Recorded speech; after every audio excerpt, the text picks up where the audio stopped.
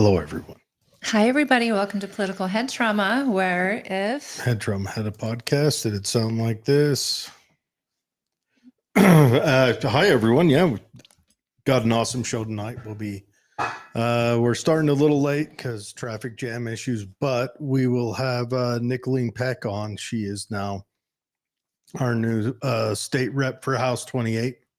That's here covering Tooele. So she's my state rep, and we're excited to talk with her. It'll be her first session she'll be going into here shortly. So kind of want to pick her brain before she goes in and see if there's anything she wants to discuss or bring attention to. Yeah, so I'm really excited about Nicolene. She won quite handedly in the election, and I have no doubt she's been hitting the pavement, really, really talking to a lot of Tooele citizens. And as far as her accomplishments, they're worldwide, the things that she's done for families. And a lot of people look to her, and she writes books, and she guides families. And I mean, she's a phenomenal person. She's got an amazing family herself. And I think that she lives by example. I mean, she's pretty exceptional. So, she knocked on a lot of doors, and she got to know the people, and she's been highly engaged in the county for as long as I can remember. And up at Capitol Hill, she's been engaged working with legislature and bills and different things that education kind of brings in, and families. So She's like last week and Nicolene this week. I think that no, Scott Sandal's on next week, correct? Yes, the Senator Scott Sandal will be here. He will call in from his ranch in Box Elder. Mm-hmm. And I'm really excited to talk to Senator Sandal. I mean, he's not new at this game, and he's been up at the Hill for quite a while. He's got a lot of respect, and I mean, he's somebody that gets things done, and we're lucky to have him representing a lot of our county. He's my representative. He's my senator in Stansbury and Grantsville, and he shares the county with Dan Thatcher, who hopefully we could get on someday. Yeah, Dan Thatcher is my representative. He was on, a little over a year ago. We had him on. It'd be nice to get him back on. But actually, I think the last time you had him on was at the county convention. Yeah. And that would be... Was it at the county convention? Yeah, a year and a half ago. It was the special convention where special Tracy election, Shaw was elected. So, yep. I do recall that. It's funny how I remember, because we haven't been able to get him on since. And back then is when you and David were running the show. Yeah, that was a while back. That was when the transgender issue was really big.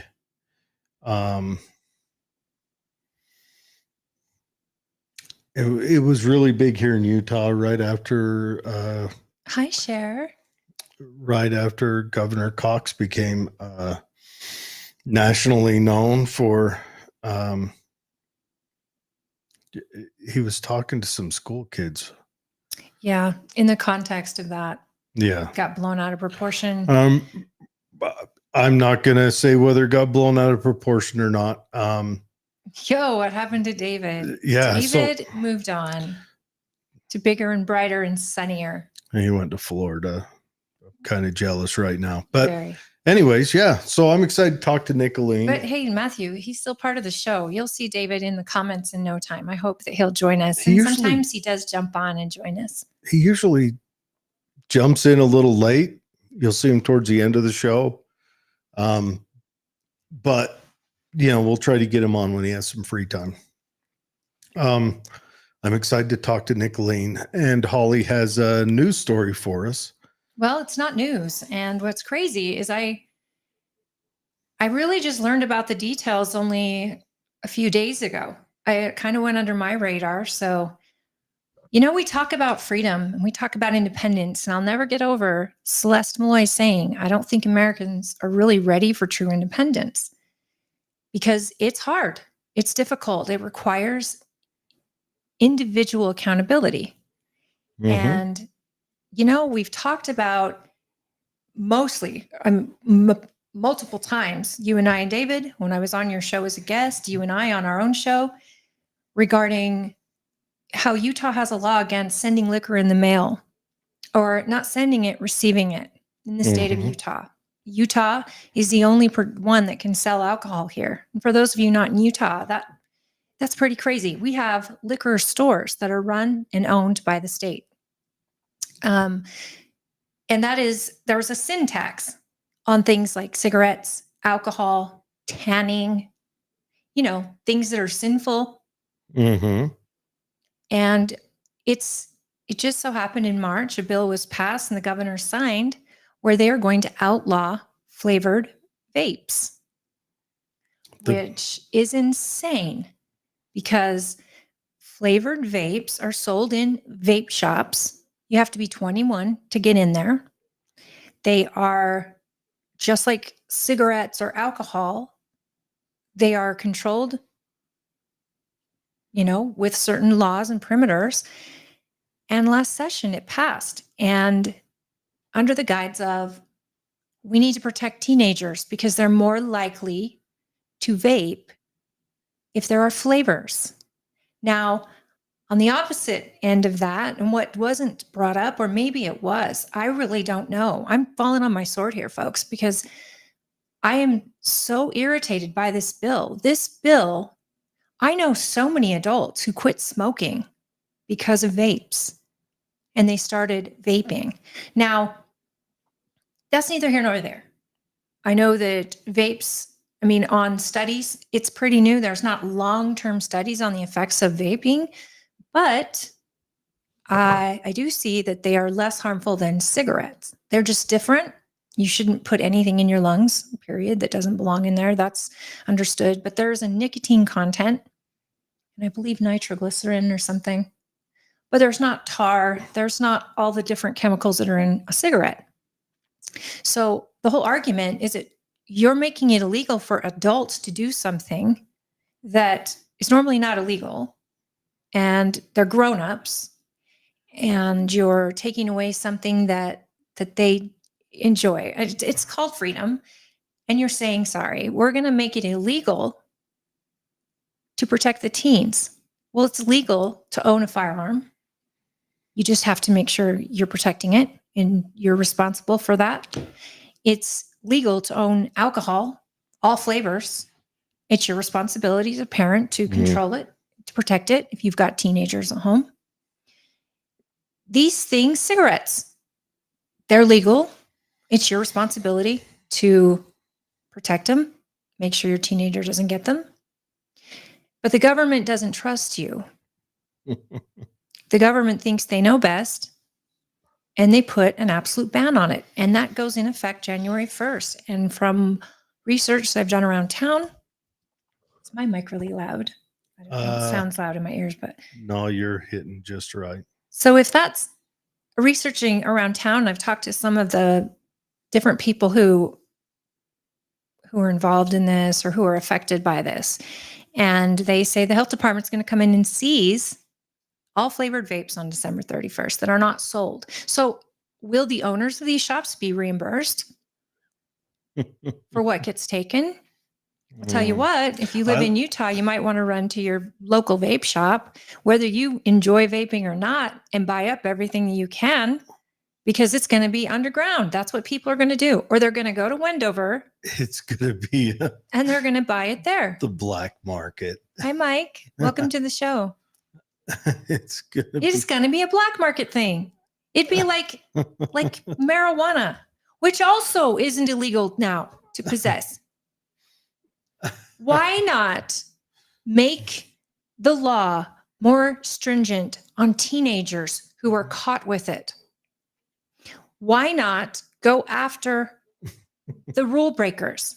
My favorite part is the law was passed with no fanfare because they knew nobody would be a fan. Matthew, you're absolutely right. Now, everyone who vapes will just go back to smoking more harmful substance. Yeah, makes sense. So here's the thing. They're going to let you vape.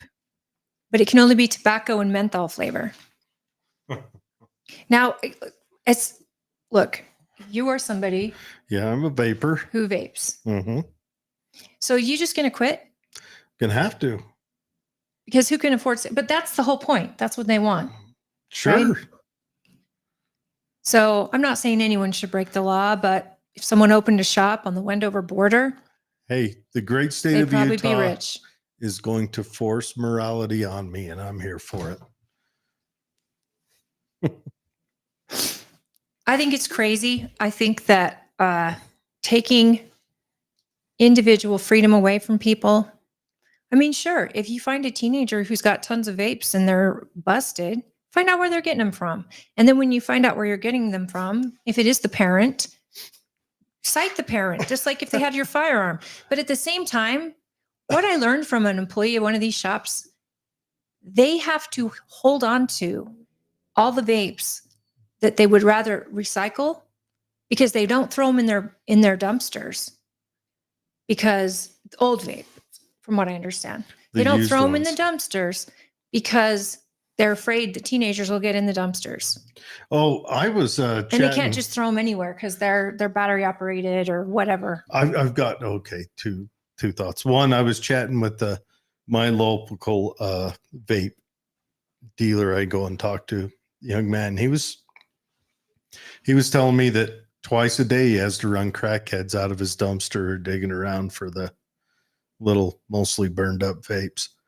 And but anyway, so what if we made a TV show out of this, like Miami Vice, but we did Tooele Vice or something? Crackdown, where we've got like undercover vape agents coming. Can you imagine going underground to this? Can you imagine if you bought cases and cases and cases and you became the local vape salesman and now you're a freaking criminal, like you're dealing weed or something? Here's the question. Well, even right now, I'll bet if you were selling vapes without a license, you'd become a criminal. But now they're flavored. But here's the question. Are they illegal to own or just to sell? I don't know. I think it's to sell. VBI. They went after the... What VBI?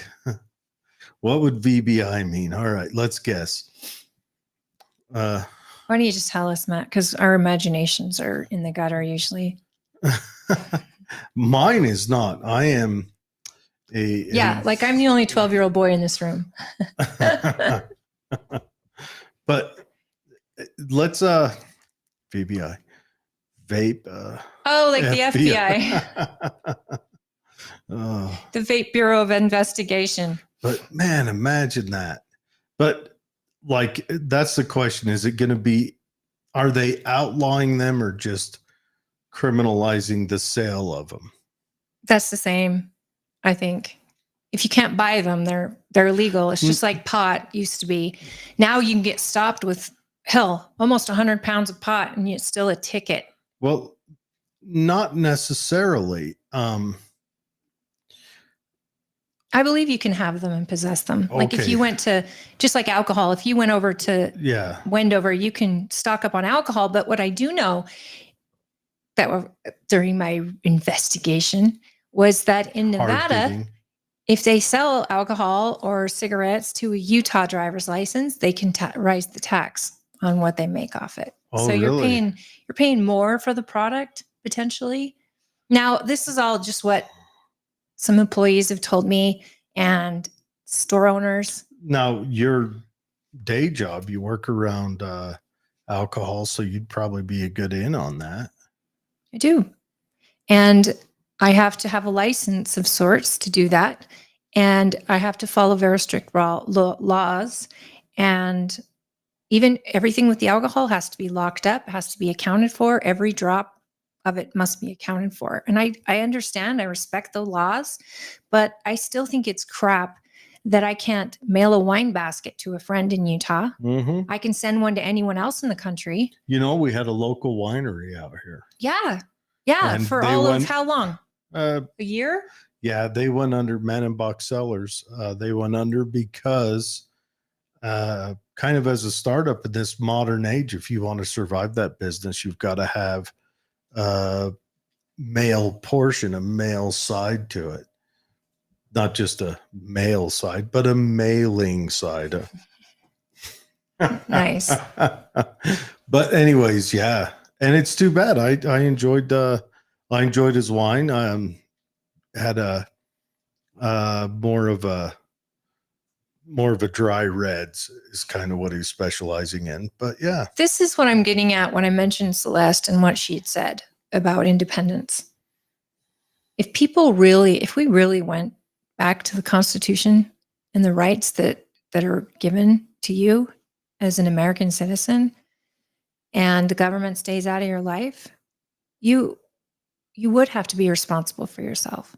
And if you want to quit vaping or you want to quit drinking or whatever, you're responsible for that.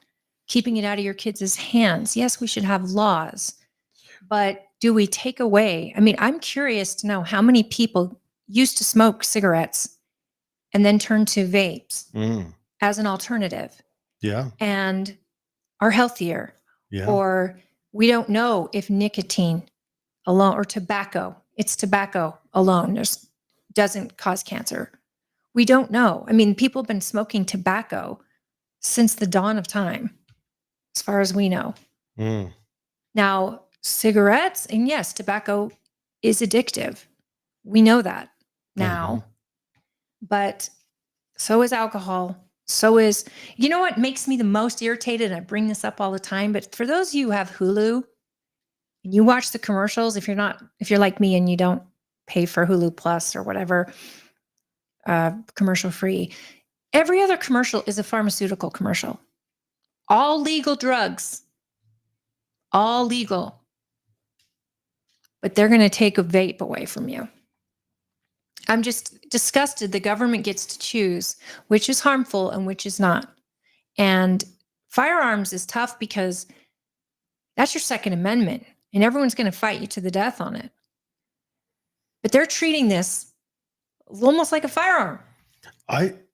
My hard part comes with that the government made this law and it feels like they did it in secret. I'm actually, I'm not okay with them outlawing it, but whatever. But my indigestion comes from them making it, and it feels like they did it in secret, like it was a backroom deal.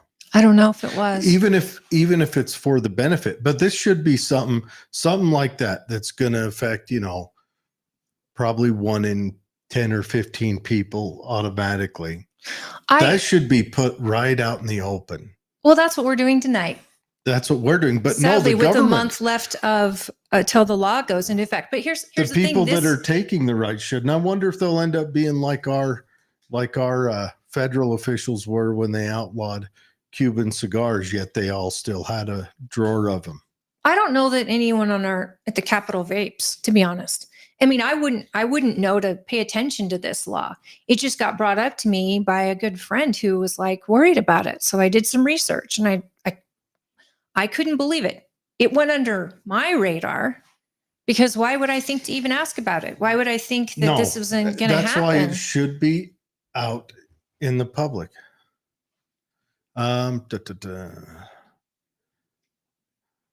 Okay, so. Do you want to read it? I've told my people the fastest way to stand straight is not celebrities on the government for everything. It's full fact about life, even as an African that I am.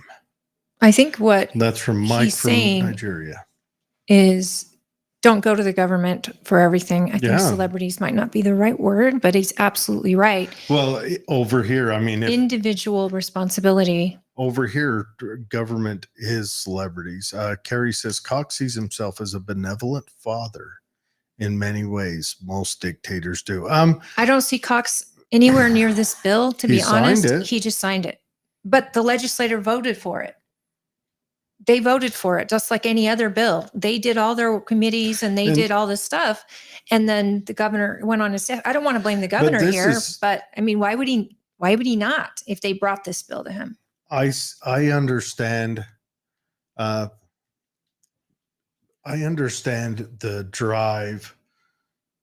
Thanks, Mike. He makes a good point. Don't go to the government.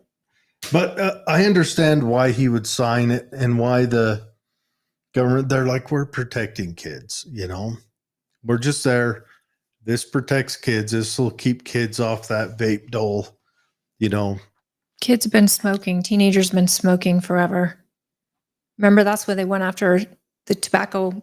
That's one of the things they went after big tobacco for. Yeah. Yeah. But I mean, look, I get why they're doing it.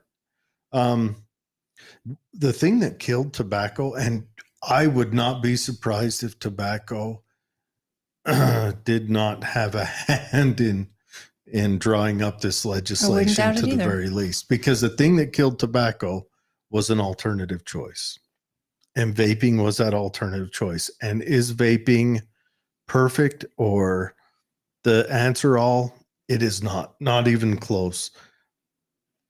No, but it's an alternative choice, and I'm sure it's better than cigarettes, you know, but we don't know. Well, studies show that it's less deadly than cigarettes as far as cancer and things like that, but it doesn't make it. It's not good. Such a short term in your lungs that doesn't belong there is not good. It's been such a short term thing. I know that. Thank you, Izzy. I get what you meant. Depending on the government, not celebrities. Yes, that's what he said. You know, so it sure does smell better than, you know, how whatever 20% of the population walking around smelling like a stale ashtray. Well, yeah, and there's no secondhand variant to it. Yeah, that's all BS anyway. It was proven forever ago. That was crap that was made up by a government to force you out of restaurants. Can I just say, this isn't another issue. The bill where they're going to try to protect kids from Facebook, and I mean, that's a big bill. They're going after social media. And that one always rubbed me the wrong way too, because I believe in freedom before. And I think as a parent, it's my job to keep my kids off the socials. And I think they are harmful. But do I have to have the government tell me that? I mean, my son is learning how to produce a show in a way. I need him on the socials to share this show. I don't like being told that I can't do something. My favorite. Did we talk about this when it happened, when they first put through that that bill where they controlled who and how they got onto your the porn sites? Yeah. And something changed to where the porn sites put up we copied Louisiana, if I remember, Arkansas, one of those places. Making sure they can verify your age and your There was ID. A little video that would play.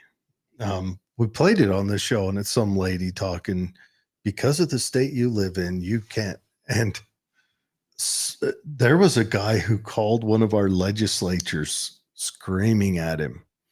And we didn't hear it. He didn't record it, but there was a written recording. And the legislator woke up in the morning to this guy yelling at him about how he can't get on the porn site. Hi, David. David's here. Could you imagine? I want my children to be protected from pornography on the internet. And I've said this since I've been a member of this show, is that porn sites should have their own .x or something, so that your child can't accidentally stumble upon pornography in the way that it is sold. I'm against pornography, but it's hilarious that a guy called. Well, that's what you're supposed to do. State rep. You're supposed to talk to your rep when you disagree. 7 a.m. screaming at him. The guys are probably in the same ward, and he's yelling at him. Honestly, the government has no business. And this is what bothers me. If they figured out a way to make OnlyFans safer, for example, to absolutely check on who's of age, why can't the government do the same thing with your ability to purchase alcohol from your local I think because DoorDash Or why can't they do the same thing, purchasing alcohol from out of state and buying a wine basket for somebody? I mean, if you can verify who's purchasing and who's receiving it, if there's a way to do that, why are we not doing that? Why does the state think they have to big daddy us all over the place and tell us that you can't do this, can't do that? It's ridiculous. They're already taxing us to the hilt on things they seem extracurricular, if you know what I mean, in the state. And I don't care about pornography. I don't care. I don't care about any of this stuff. What I care is this feels like a violation of our freedom. We're big kids. We should be allowed to mail alcohol or buy alcohol or to produce alcohol and create our own business and have our own line of alcohol out of this state without the state regulating it to death so that they're the only ones that can sell it. And they're creating a registry for purchasing vapes. A registry. It's in the bill. What the hell do they need a registry for? So the VBI is for real.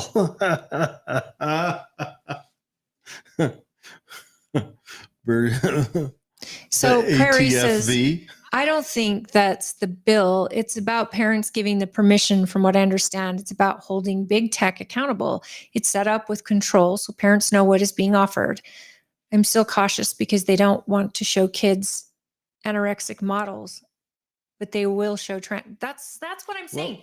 Who decides what's acceptable and what isn't? Well, here's the deal. I think That's the parents' job. the ability of a child to get on the internet or to get on the Facebook or Instagram or any of that is completely up to the parents. But there's a Faustian bargain that comes with that, because the simplicity of getting your child a phone and you'll be able to contact them whenever you want. You'll be able to check on them. You'll be able to get Life 360 and see where they are. You can do it without internet. That is so it's that Faustian deal. So do you give them access to this broader world, or do you limit that in however way you limit that? And I think that should be up to each individual parent. Absolutely. Why does the government have to come in and blanket it?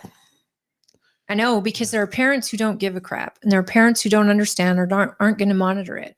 Yeah. But that's what freedom is. It's messy. Independence is messy.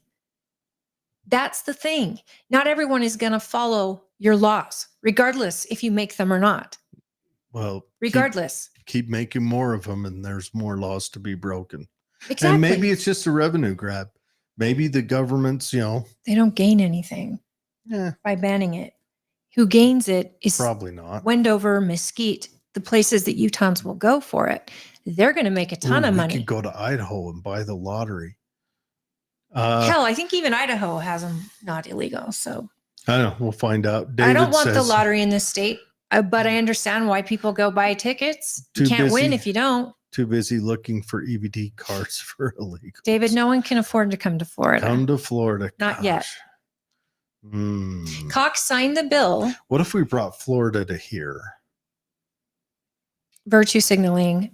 Cox signed the bill. I don't know. Like I said, this came under the radar. So I'm just done the research over the last week. I don't have any idea. I never saw it flagged at the Capitol as something. And again, I'm not really the type of person that's going to go up and fight for vaping. How tough is that for there's a couple of businesses here in Tooele, and their doors are going to roll right up. Absolutely. Well, they still sell cigarettes and rolling papers. They'll probably consolidate right now. They can sell mushrooms, whatever the psychedelic is in mushrooms.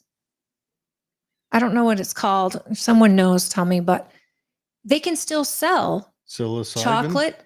Yeah. Chocolate, other types of things in their shops. They can sell with that psilocybin. Ingredient. There's a certain percentage you can hit. Go on a little mini. I don't know if it works. Astral search. But I know it's something they sell. I don't know if it's as popular as a vape. But yeah, they've got, You can buy bongs in there. They've got all kinds of things you can still sell, but it is their number one purchase thing. They is call going. those water pipes. I don't know what they are called. I've never had to use one. David says, I'm going to end up a Democrat soon. It's tough. It's tough. And now, man, here's the question. So I've been calling this out for a minute, that when the Republicans get back in control, because we all know the Republicans went ridiculous in the early 2000s, late 90s, early 2000s, which made them lose control, which is why you see all these intellectual types. They're all against Republicans. But now that Republicans are back in control, are we going to have a moment where they roll back some of those stuff that the Democrats did that was a legitimate fight for liberties, the ability for gay people to get married and the loosening of the drug laws? Are they going to roll back on those and then start implementing their own laws in? Because the Democrats, say the loosening of the drug laws, as a libertarian, I'm for it, but I do understand it comes with a severe cost, and you have to put in other harsh controls around that and enforce laws around that on the outskirts a lot harder. And you've got to be willing to take that hit. But if you're just going to open them up and you're not going to enforce the laws around it, such as in the public, by schools, any crimes or anything else that's committed after that, you've got to enforce those. At least you've got to be ironclad on your enforcement of laws that are commonly broken around drug use. What's going to happen to teenagers caught with a flavored vape now? Man, I'm telling you, they're going to. Is it going to be worse than getting an alcohol ticket? Going to put them in the chair. Because alcohol is not banned. Is it going to be worse than having a cigarette? Because that's not banned. They're literally turning teenagers. Teenagers are going to be back to smoking soon. They're going to find something. Can we just go up to Capitol Hill and yell, "Told you so"? I don't want to do that. I want this to get fixed. I want to do that. I want to do that to all of them. I want every one of our representatives to consider freedom first. And that's even the ones I don't even know who stood up for it. I'm looking it up. Finding out who signed it. But anyways, I don't know. And no, we're probably not ready for freedom. This happened March 21st. If you've got a shopping cart that's not in the corral at your local store, you're not ready for it. Senate Bill 61 outlaws the sale of flavored e-cigarettes, cartridges, and disposable devices, specifically targeting flavors such as fruit, candy, dessert, alcoholic beverages, spice, or even mint.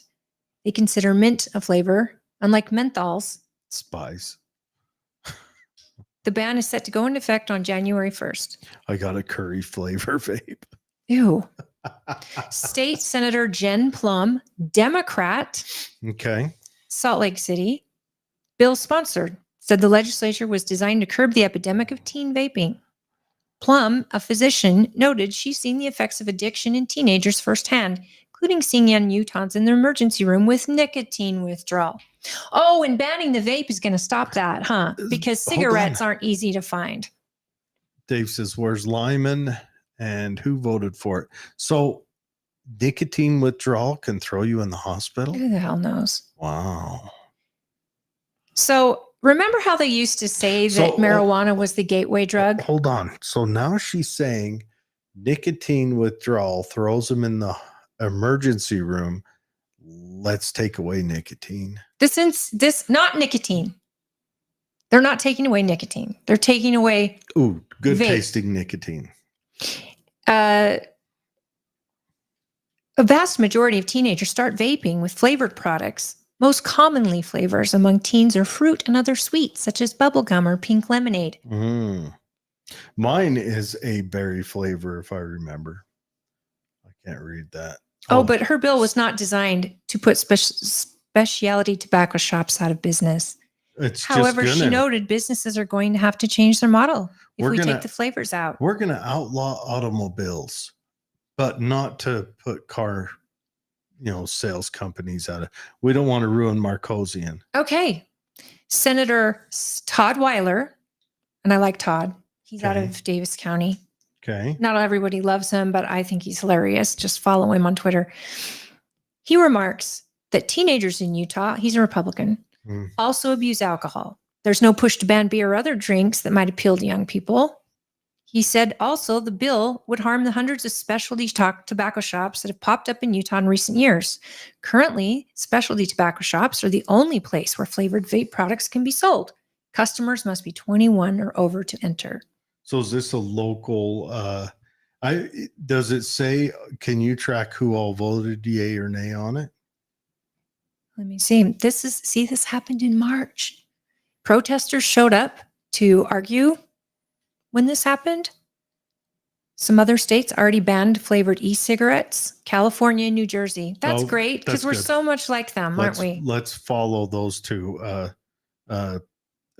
states of fiscally logical decisions.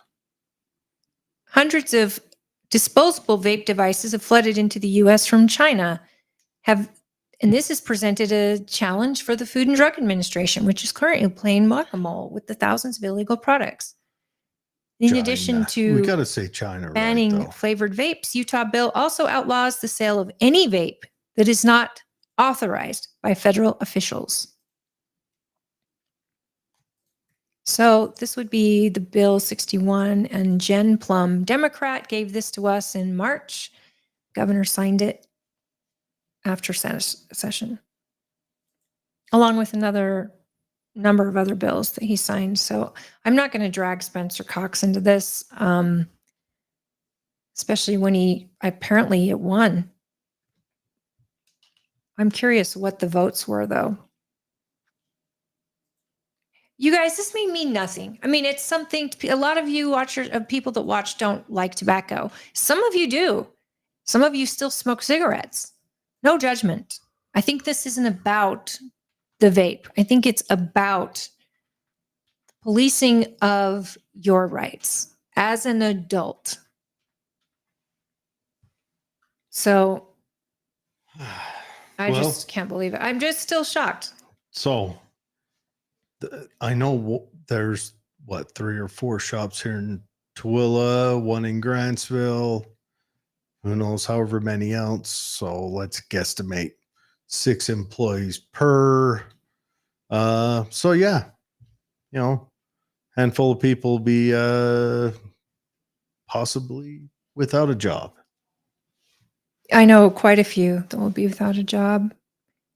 I mean, this is something that I said forever. When you make a survival kit, buy lots of alcohol and ammo and tobacco, because in the time of emergency, it's a great trading tool. Mm-hmm. Talking to a friend, he said that cigarettes now are like $12 a pack. I can't even imagine that. But I don't know. I don't know. Pot addiction will make you want randomly and continuously the new high potency. Vomit. Oh, vomit? Randomly and continuously. The new high potency is landing people in the ER. You mean the government grown pot? I don't know. And then he asked, this is from David, by the way. David, sorry. Yeah. Is this a Mormon idea? Could be. You know what? If I was throwing a dart, that's the one I'd bet on. I like freedom more than any other flavor. Mm-hmm. That's a good one. I mean, listen, it's so would it be Senator Plum and Representative Brady Brammer? Mike says, I feel like logging off now. I wish laws like this were implemented to help the children growing. It's almost 3 a.m. here in my country. I have to go to sleep. Oh, hey, Dave. See you, sir. Keep up the good work. Great anchors. I will rewatch the program once again. Hey, thanks, Mike. Now, Mike is, he does the shorts for TikTok. Thanks, Mike. Yes. And he's Dave's tech guy, I think you'd call it. Well, thanks for tuning in. Yes. And Dave, thank you. Yeah, thanks, Mike. We could make one. All right, Dave, hear me out.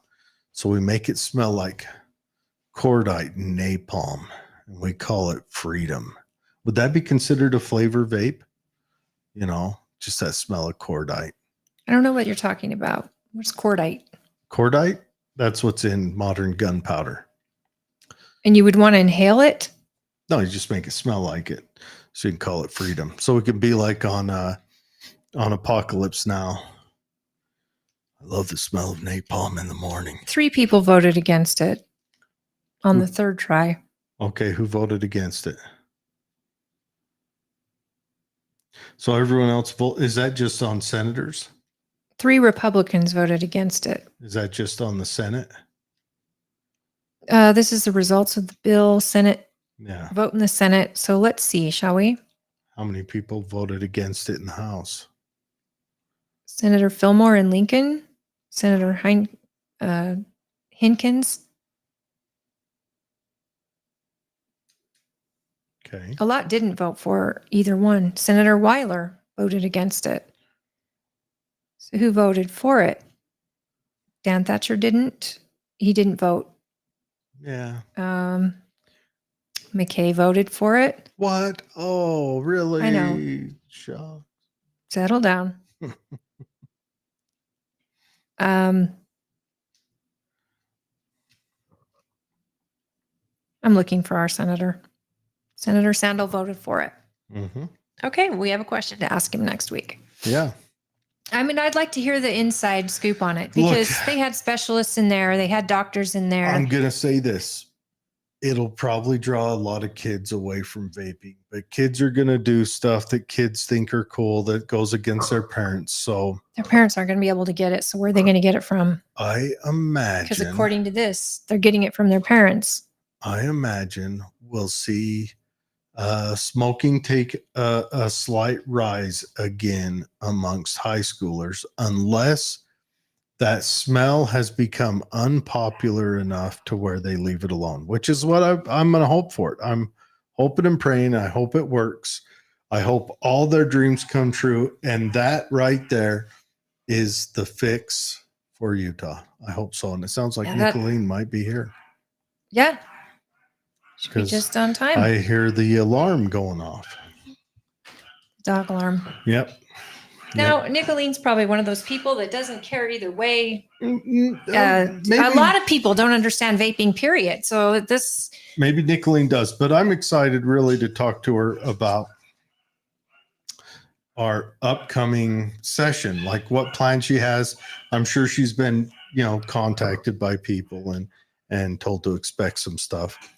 So she is here and we'll bring her on camera here in uno momento. Yeah, go get the door. Hi, friend. Hi, come on in. Have a seat. How are you doing? Good. I decided to be festive today. I like it. Yeah, we had Thanksgiving. It's time. Yes, I've been Christmas. I did my nails. Oh, how cute. I did Those too. are so cute. I love it. That's fun. And candy cane.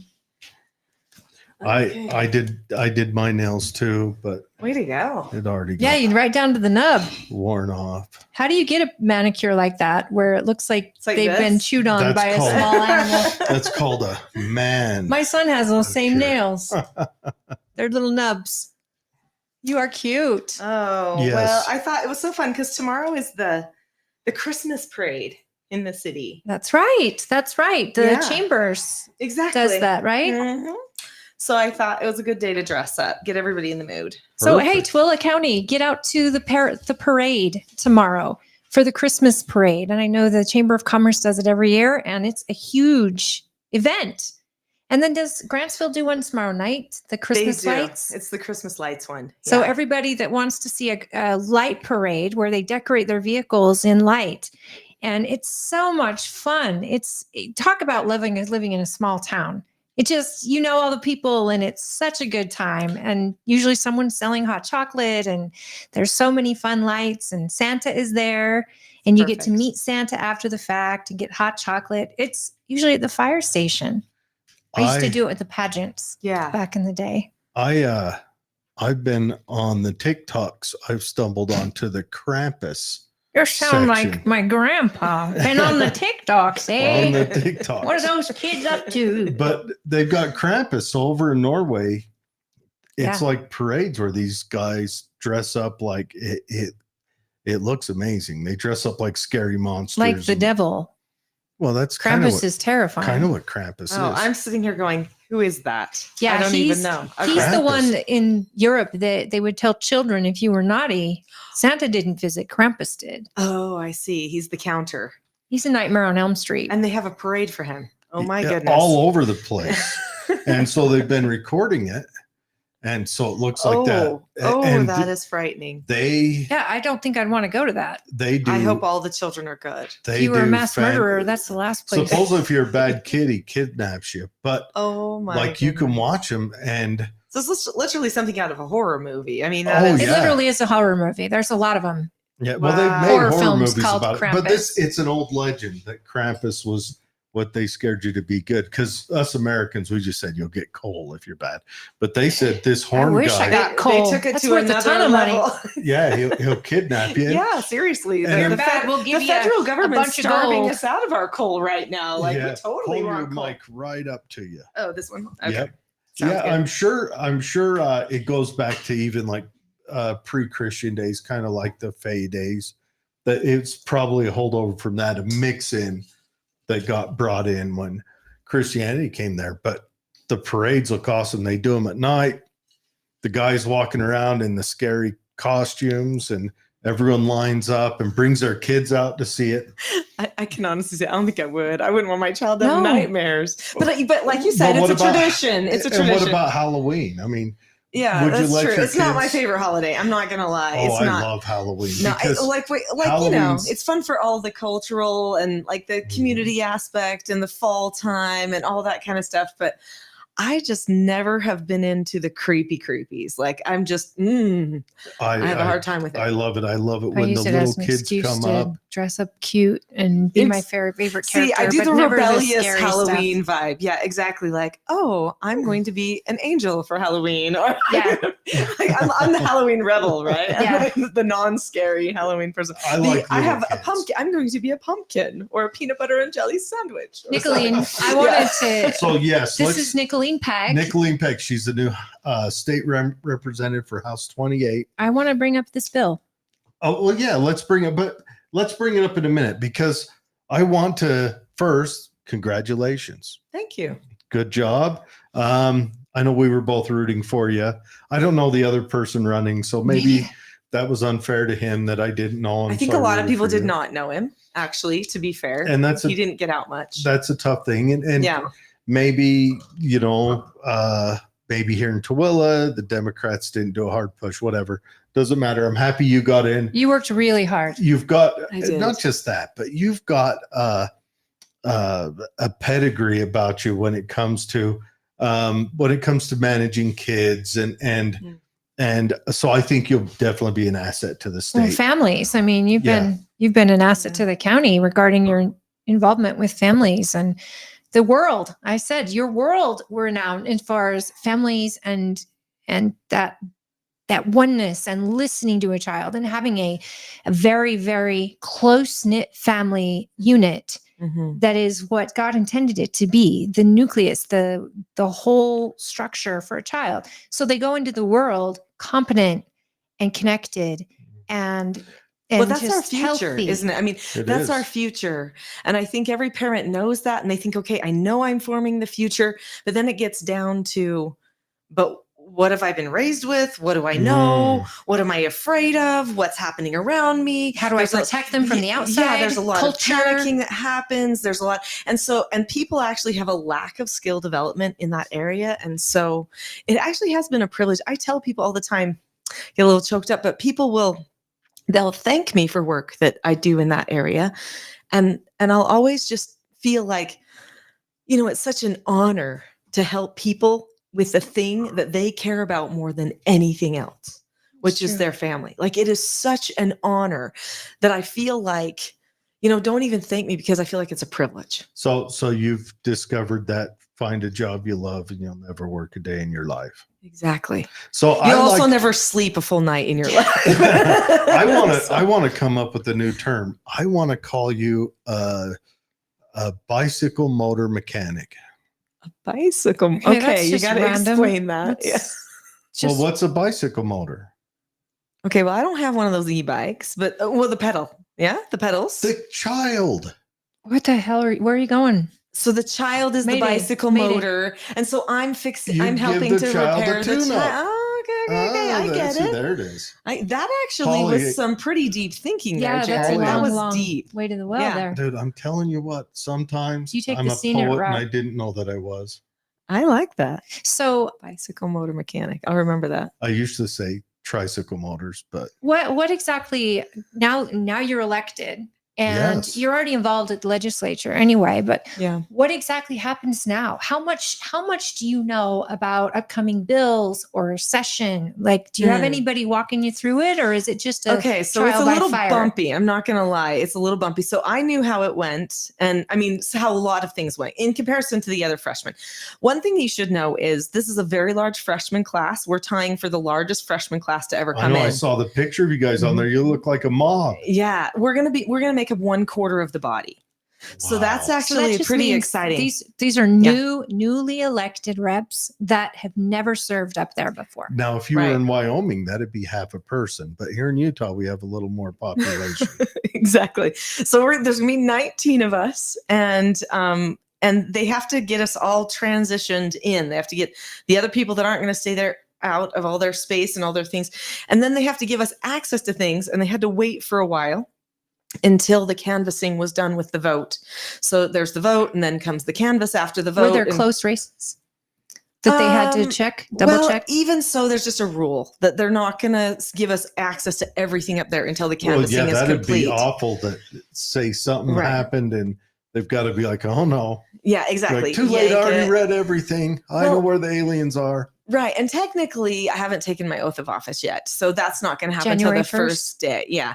So, well, and actually, I don't know if it's January 1st. They consider me a rep as of January 1st, but I don't think I actually take the oath until the first day of the session. And I'm when pretty does that sure that's start? the 21st of January. 21st. So the day Yeah. after Trump takes. And so I don't think I'll be able to move in up there at the Capitol into like the office space or any of that So kind of you'll be stuff until the taking your first. oath with your box and the potted plant. So and do it. they Yeah, assign you Your- interns and things like the that? Nicolene Peck, like little nameplate poking out the All other right, side. settle down. Right. Exactly. Well, hopefully they give me one of those because I didn't get one. Do they Oh. assign you interns and things like that that you get to know beforehand, or is it something you show up your first day? These are your interns. Oh, that's a really good question. So they do have a hiring process for interns up there. So they have a certain person who's over HR, and that person will go and to certain colleges. So they do like UVU and BYU and U of U and USU and, different, maybe Weber as well, some of the main universities in the state. And they will allow them to like vet and contribute a certain number to a pool that could potentially be hired.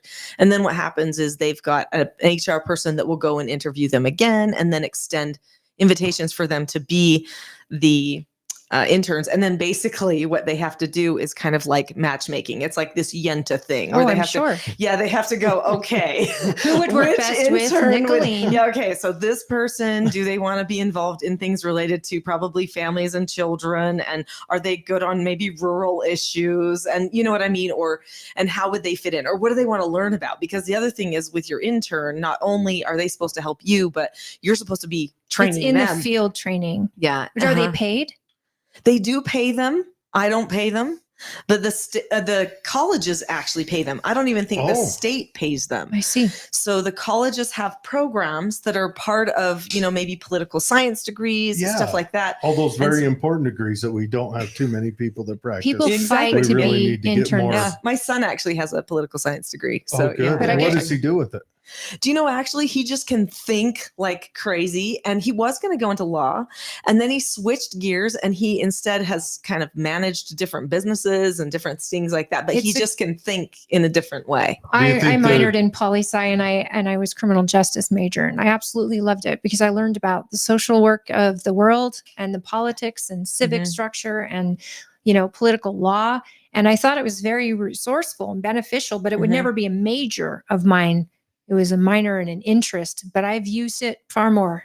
Well, and I mean, you can sit and discuss with him forever about things, and he can like quote the Constitution. You'd be like, oh, what amendment this and or what does the Constitution say about that? Well, it says, I mean, he just, he has an understanding of freedom in our country and stuff like that. And so I honestly thought he'd be the one getting into political office, not me. But getting I've into seen the political curriculum that you office. do and the work that you So- do with families. And a lot of that does have to do with Constitution and freedom. So he's been learning since he was young. It's true, because it's called self-government. So that's true. So to go back to your the other dream. question about, right, it is that, but it starts in the family, and we can do It stuff does. there. We It can do does. stuff Like there. I told you before, Yeah. you're the foundation if we want liberty. Well, and that's going to still always be, I mean, of course, my family is going to be my number one top priority, but then we have my work that I do to help families, because that's my kind of full-time thing, right? And the legislative thing is a part-time, well, they call it a part-time thing, but it's really not a No. part-time thing. It's really like an additional full-time job, but then that will be something that then I add on to that. And so I really do anticipate that, like, the principles of self-government and all those things, I mean, obviously those are part of my foundation. They're going to be coming into how I analyze bills and stuff like that, which I think is going to be beneficial. But yeah, no, we don't have access to a lot of things yet. We barely got this last week our legislative emails. So I've got an email that's official for the legislature now. So that's Oh. exciting. You want to give it out? Yeah, I mean, I can. It's just npec@le.utah.gov. Excellent. Yeah, super easy. So what you're saying is you got to go through all these steps. So they give you an email and then they'll give you access. You probably learn about aliens after you're signed in. No. But do you think that the robed goat mask party is before or after the signing in? You are just I'll I'm let just you know, wondering. Jared, when that shows Good. up. Okay, Good. I'll let you know. so Good. you're Sneak a some big pictures. proponent of individual liberties. Uh-huh. Senate Bill 61 passed last March, and we were just discussing it on our show because it went under the radar. Okay, instead of regarding throwing these the vapes. Flavored vapes, Yeah. Okay. which The this binkies. this picks up January 1st, goes into effect. It's going to probably put 3 businesses in Tooele out almost automatically. Or it's gonna Um, drastically change their model, and It's going to hurt them. it is going to be financially damaging to them. But I think more. I am. Let me finish my question. Oh, sorry. So, under the guise of, hey, this could hurt teenagers in the wrong hands, just Mhm. like alcohol does and firearms does. But this is taking parents' rights away that use the product. And Oh, you mean for them the not being people able to get who- it? Yeah, to put Okay. an actual ban on it, making it illegal to sell. So they're going to go to Mexico, to Well, Nevada. people get creative, don't they? They Do you do, wanna and they vape? will, because nicotine's addictive. Tobacco's Tell addictive. me the number again. I'm looking it up while you're talking. It's Senate Bill 61. Now, of course, Okay. It was Nicolene sponsored wasn't by there. a Democrat, and she wasn't there. a lot in of the House. senators Oh, sustained Plum. their vote, Okay. so they didn't even vote. But Todd Weiler was a strong no against it Mhm. because he said, this is taking people's right. You're going to hurt businesses. I mean, he said everything I just basically said. Mhm. And this I didn't even pay attention to because vape's not on my radar.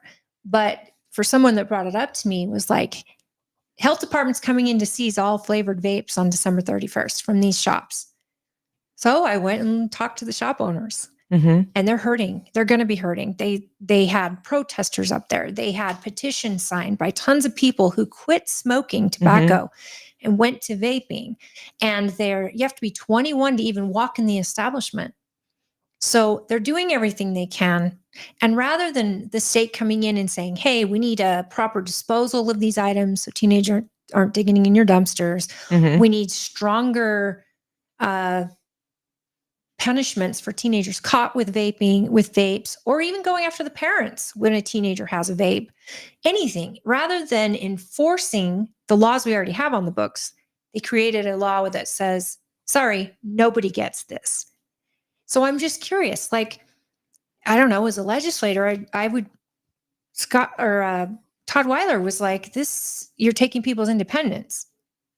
And, you can, how are you going to stop teenagers from drinking alcohol It's already illegal. But what do you do? Ban alcohol? Has bans ever worked? So I'm curious. So they can sell vapes that are not flavored. Yeah, tobacco flavor and menthol. So no different than, say, cigarettes. Right. But people So they who didn't technically ban the sale of the vapes, the cartridges. They just banned the flavored ones, probably because of all the tricking that was happening with the kids. Those are the only ones. they're that not even ban. advertised. You No can't one's advertise gonna buy them. a tobacco flavored vape. Nobody. It tastes like the south end of a northbound cat. Okay, yeah, because I'm not familiar with the whole the whole vape I just had a everything. mental image. Okay. Directions are hard. Anyway, for I'm my just looking at opinion the- is, okay. Me and Dave regardless, are gonna start one though. we don't like bans. This to me feels like overreach on the government, not the governor. He did sign it. It goes into law on January 1. I mean, I didn't even know about it until a few days ago. So it's not like it got a lot of attention, but I think that I would love to. I mean, I don't know if that was the ban alcohol. We know what happened so when I you do don't know that. if this was the proper method to keep the children safe, right? Because I think that was the main thing that they were probably pushing for, is the protection of the children. I'm looking, okay, it's Senator Plum, and she's a physician, And a Democrat. she's super into the protection of children, which is good She's sometimes. probably and then a fine sometimes, senator, you know, and I'm 100%. She is a Democrat, that's I'm true. sure she's very well meaning on this. there's a lot. I can't read this as fast. There's a lot of new underlines in Yeah, here. we Okay. don't need to. It's Yeah. non-FDA approved vapes are banned if they're not, and flavors, and then stores. There's a registry put into place, a I vape see. registry. So if someone buys a vape that's flavored, they have to register it, or if they're going to keep it in their store, they can't keep it in their store because they can't keep. Health that's what I thought you were department comes saying. and takes all the product on December 31st, according to the You shop have to owner. register it. You have to go. But the fact they added registry to the bill, this is out of left Okay. field.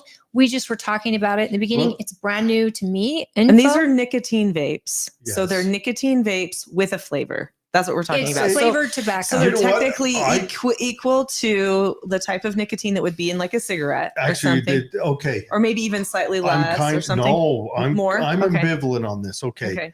As a vaping person, Uh-huh. I'm ambivalent. I would like I don't like laws. It seems like our country lately has moved towards legislation on the point of sale instead of legislation on the point of purchase, which is fine. It's a different model of the way legislation works. Going after the I- businesses. I would like to see him right in there, okay, because vapes, that has more nicotine in it than cigarettes does. Oh, okay. But it has no chemicals like tar. Well, and it has others. chemicals. We don't know what chemicals are in it, and we do know that cigarettes are bad. The vapes are. I mean, if school's it out. has, School's out on whether it's bad. I'm sure It's it is. addictive. And that's what there, it says on the people have box. done studies on that, and I have Yes. seen studies on Yes, the I mean, harms but- of the vape. And they're saying, oh, they're not as bad as cigarettes, but still, we don't. Even those studies, There's kind of like urban legends on We it too. don't Like people know. just say. We It's don't just know. not- They might be. long-term enough. They might be worse. right. They honestly might. So I honestly, if they came out and said, if Utah came out and said, you know what, you can have a vape if it's a nicotine-free vape that's flavored. They'd have to ban cigarettes totally. Well, no, Meaning you're just breathing the flavor. just the flavor, and they did the nicotine-free, and that way, because believe me, that's something I want to break the habit. Of the nicotine. Okay. and, yeah. and so if they did that, maybe I'd feel a little better about it, because I do want to see it go away.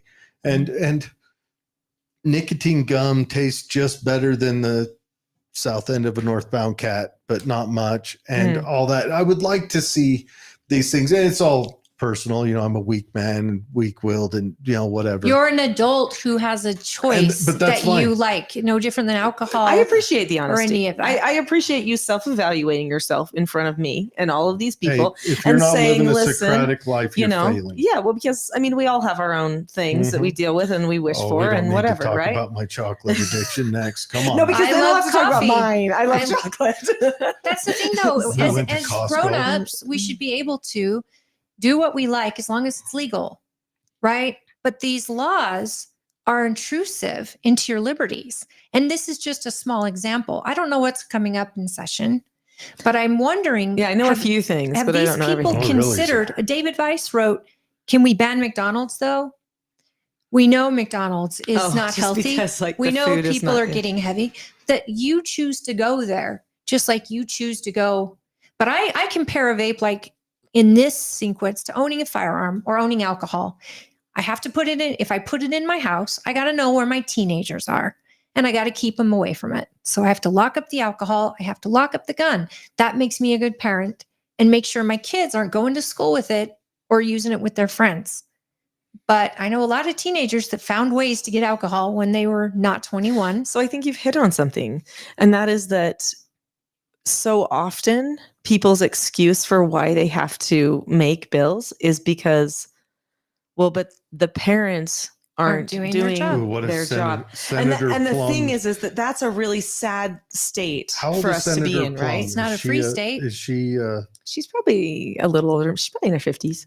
So she may have a kid at home I don't know. vaping Yeah, I don't know away, her. and she just can't get him to break the habit. She's like, "All right, I got your number." But do you see what Somehow I'm I saying? doubt it, but I don't know. That But the- I don't know. The state is becoming the parent for you Well, and see, but here's the problem. using though. laws. No, I agree with what you're saying 100% because there's a principle there that we're not adhering to, right? However, the problem is that right now the public school already, the model in the public school is that we will take care of everything. We will teach your children about sex. We will teach your children about how to be social and how to not, and we will teach you about all the things and about what to think about religion and about And what happened in sexuality. history and about what happened. And so we're going to teach them everything. And if there's a problem, we're going to provide a therapist for them. And so we're going to do everything right in the public schools. And so then the parents are like, oh, okay, well, the government's going to take care of it. Like I'm so busy, I don't have to worry about it. And so then there's these parents too who will come up there and testify. I've heard them where they'll say like, I can't monitor my child every second, and so then that's their excuse. And so then the And lawmakers that are like, drives the school into doing more. I mean, yeah. So do you that's- see, it's like a vortex. That's We're a like question. stuck in this. Yeah, you I've been know, asking this question for a mixing while pot. because the schools have been taking over a lot of responsibilities that Things that they shouldn't. that they shouldn't. But Mhm. then you got to ask yourself, was that foisted on them by a lot of parents? Well, Yeah, and I yeah. think you could go back and forth. Freedom It's is like the messy. chicken and the egg. That's- Which one's the chicken? Which Yeah. one's the egg? Right. I do think that the push for sex ed in the school happened prior to parents not doing as much with sex ed, if that makes sense. No, I'm not saying. I mean, obviously, and Yeah, I mean, because that was a push early on, and that was a push from a very, very sexually liberal crowd. have right, that happened. have they done the studies on whether, just a sidebar, and you may not know, but have they done the studies on whether sexual education has lowered the birth rate? Have they done a side by side, like this school Oh. has it, this school doesn't, but we need to do it schools that are in similar demographics and geography? You'd also have to measure exactly what version of the programs that they're using. And that we actually have a policy, what are they called? They basically do research and they check. And we have one of the world's top researchers in Utah. And she and her team actually research exclusively sex ed programs and their effectiveness So and they like measure- comprehensive sex ed programs. Because Do we they- know DARE was a flop. Oh, it But was what a do they- big reverse. Yeah. Do they it wa- measure that was a what problem. teen pregnancy It and encouraged STDs in high schools? I mean, how do they measure if sex ed is working by teen pregnancies and STDs? Right. How So do you this is test the for other thing STDs is in what high they school? measure is There's not a always registry if you get it. what they measure Really? is not always accurate. So they might measure teen pregnancies, but if a person gets married when they're 18, they have a baby when they're 19, that still is considered a teen pregnancy. they have But a- if she So- suspends so her they don't have a schooling- factor in there. Age. They don't have a factor in there for if the person actually happened to be married, because some people do get married really young, like straight Okay, out of when high I was school in high school, and stuff like that. they did measure based on kids leaving school and girls leaving school pregnant and dropping out, and they measured it by that. I know because a family member got pregnant during her senior year, but she Mhm. stayed in, but they still counted the pregnancy. once she was out of the school system, they didn't count it. I don't know how As a they're doing the teenager. data now, because all I know of is I have sat in meetings where there have been reports of the data to the education committee.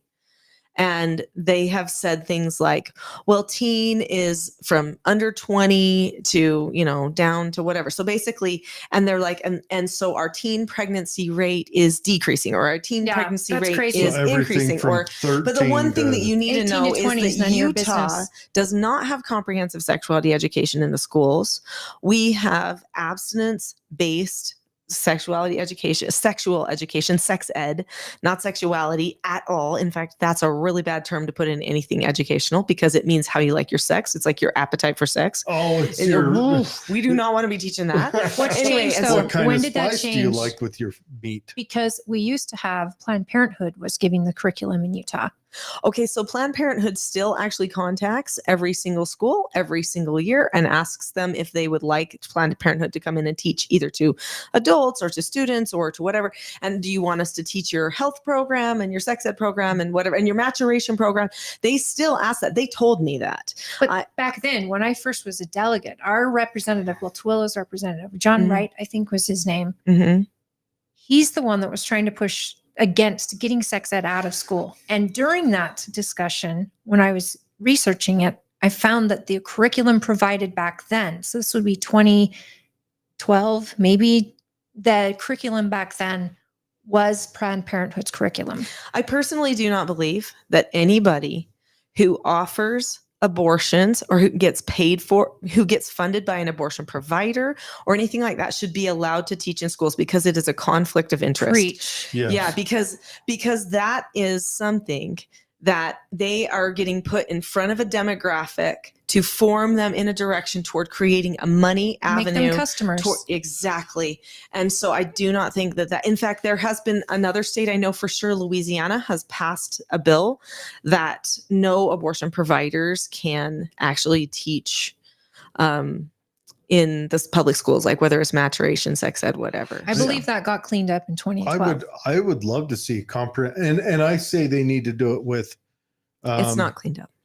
I just mean the Planned Parenthood curriculum that they were going off Oh, of. that they were using. I mean, this guy lost his election because he was so anti-sex ed in schools. And Mm. I was like, hey, let's just come up with an agreement. Let's just change whoever you're getting your curriculum from, make it Mm. based on abstinence, but educate these kids on where babies come from. Bring in the missionaries. To do Well, it. I mean, everybody needs to know, right, where babies come from. Yeah. But you don't have to learn about every single way that somebody achieves sexual pleasure in order to Absolutely. get there. Yeah, I think You let know. people stumble into Teach them the that science of it. Yeah. year 4 of their marriage, when they, let's not There bring you them go. into the marriage with the. Well, here's what I'd like to see a study. I'd like to see a study David, where they parents can opt out. where they take the same, anyways, where they take the same age group. And I say, I would like to see one at 14, their first year of freshmanship, and at 16, the first time they get an automobile, across different schools, and find ones with matching demographics, geographics, things like that, so that they can do a test. And like Utah has an abstinence only, so they could find a school that matches Tooele's in somewhere that does a Planned Parenthood. I would like to see. So we what the have one of studies the produce. lowest abortion rates in the nation. I Uh-huh. don't have the exact numbers for you right here. I was not prepared for this discussion Yeah, today. well, we could take you anywhere. Yeah, exactly. But We're we do have doing one. aliens We do next, have so. one of the lowest, teen birth rates. We also have one of the lowest abortion rates. So what those two things together tell is that we have less teens getting pregnant, because if we have a really low abortion rate and a low teen birth rate, that means that a lot of teens are not getting pregnant in our state. So that's actually a really good That thing. is. Yeah. So let's compete That with shows somewhere an else. And education let's Yeah. show level. that Yeah. Bakersfield, California, hey, you're wrong on everything you do. It's easy to prove them wrong because their rates are way different. And like New York rates and stuff like that, way different, way higher on a lot of those things. But what has been able to be proven by my friend Irene, who does these studies here in the state, and she tells them to people all over the world. Well, we'll try to get her on the show. Is that whether she will or not, I don't know. She's a super busy lady. She's hard to book. But I will say that she is incredibly smart cookie, and she has been able to prove the effectiveness of these programs. So she could tell you, if you said, okay, well, tell me about Second Step, or tell me about this program, or if you listed these different programs, she would be able to tell you which ones she has studied, and she would tell you which ones are effective versus not. And by and large, her studies, and I'm just going to say this is very broad, I can't speak for her, okay, but by and large, Irene Erickson's studies have proven that the comprehensive sexuality education that is pushed by all of the, SECUS, Hugh Hefner, Planned Parenthood, that, and it's constantly pushed at the states. The Democrats try almost every year to create Hugh a bill with Hefner's that. out there, or was out there, His foundation, shopping for new ladies. He funded a lot of that movement. Really? With He SECUS. did? Oh, yes. Why would he do something like that? It's not like he stands to gain when they turn awry and graduate high school and then go become one of his live-in roommates. There you go. He's dead. So Anyway, he's dead. And now his daughter runs his empire, which grosses me out. But she took. I haven't seen a magazine. She took nudity in years. out of the magazine. Like she. Okay, I don't know because I don't read it. Men but I'm just only saying. get it for the articles anyway. Okay. Well, they still have a ton of money in the foundation, and it's still floating around out there. Anyway, so somebody is saying, David asked, "Can parents decide?" And when I said parents can opt out, my daughter actually we're is an opt-in in 7th state. grade, so you can opt in to have your child learn in health, sexual, what's it called, sex ed. You can have your to opt in, or they grader can't opt in. But as Mhm. far as what Carrie is saying, safe and welcoming or pro LGBTQ schools, parents can't decide when the terms are intentionally clouded. That's true, but in health, it's not. In at least my daughter's health class, it's not, and my son's prior. They didn't discuss that. What you're saying, like sexual preference and sexuality. Basically, they talk about the science, how you get pregnant. That's what they talk about, sexual education. So in our household, we are a pro-life family. And since my children are young, I've always taught them to preserve their bodies, because when you have sex, that's how you make babies. Mhm. And you be prepared that when you have sex, that you're going to have a baby. So make sure you understand, you'll be a parent. And if they understand that so young, that they understand that's the science of it. I'm keeping love out of it. We discussed that. Save yourself for really a trusting relationship, because it makes babies and you don't want to go through that alone. And Mhm. you're too young. And You have to make the picture broader than just the act of sex, right? It's Yes. got to be bigger than that. It's Absolutely. just the science of it is this is how babies are made. So don't be Mhm. surprised if you don't protect yourself, or if you just do it everywhere. Well, and you have to be willing to accept your consequence, right? Absolutely. Yeah, for And sure. If the that's the accountability. direction you're going. So that's since they were young, how we discussed it, and they've learned it at home. So not every family's that way. And I understood that when they were talking about pulling it in 2012, I believe it's 2012, to getting rid of sex ed. You need it because there's families out there that don't have these conversations. Mhm. But what Carrie is getting at is there's now a social, cultural thing where the LGBTQ are trying to Because they're teach- claiming it is their own. So just to give you an indicator on this. So last year there was a bill that was run by Tim Jimenez, actually. David, you're going to hell. Yes. Anyway. Dave's now pro McDonald's. Okay. Oh my All right. gosh, that's the David. I'm like, okay, I have to beat this guy. I'm sorry. All right, go on. so you met any- Dave. Well, you did. Maybe you didn't. Dave was the old co-host here. Okay, Oh, no, I you don't got to know if I go on. did. I'm Okay, so so- sorry about this. So here we go. So there was a bill last year, and this bill was basically designed to do one thing. So we are an opt-in state for sex ed, which means that there has to be a permission slip that parents sign, right, to sign up for sex ed. So nowhere in the sex ed code, which is the 53G code in the state, nowhere in 53G does it say that teachers can teach human sexuality. In fact, it says you can't teach the intricacies of sex and all that kind of stuff. Okay, there's all the prohibitions of what you cannot teach. Yet, it was discovered that in the permission slip, it said that the parents were giving the teacher permission to teach human sexuality, which if you look up the definition, I mean, the WHO even goes so far as to say that sexuality is like, you should experiment with all different kinds of things. And it gives you examples and it gives you, I mean, it's like, it's so perverse, right? Because it used to just mean related to like the birds and the bees. That's Right. that's what we used to think it meant. The science. Right, exactly. But now the term is corrupted because they always take terms that we're Why using do and then turn them teachers into something want else. to do this? Like I could imagine. Well, I'm a it's gym just teacher. in code. It's I just in want to code. teach the kid to climb the rope and maybe run around the track 4 times. I'm really psyched, and then they read them that. Oh, So anyway, I don't want to talk about this with my friends. Why would I want to talk about it with teenagers? so this particular language was incongruent with what was actually going to be taught. So what the parents were signing off on was different than what the code said could actually be taught. And so and Tim and I talked about this, and he was like, okay, I'm going to run a bill on this. And I said, this is great. And so he ended up running the bill. It did not get all the way through because it like kind of timed out before the whole 7 weeks ended. Okay. So it didn't get finished Taking there. over the bill. Let her finish. Anyway, and so, but here's the thing that happened. And this really shows you why this is an issue that we need to care about. Is he was really benign on it, like not assuming that any teachers are doing anything they shouldn't do. It's just like, here's a word, a term which doesn't match what is really supposed to be taught, but we don't know why it's here. So let's just clean it up. Like it was really, really presented like that, not attacking anybody's teaching or anything, because, for all we know, for all anybody knows, that's not being taught. Okay. The whole appetite for sex. So anyway, it goes to its first hearing. And here comes a health teacher, and she says on the record, well, don't remove this term, because if parents don't sign off on this term, then I can't teach all this LGBT stuff and all these different things. And she starts listing.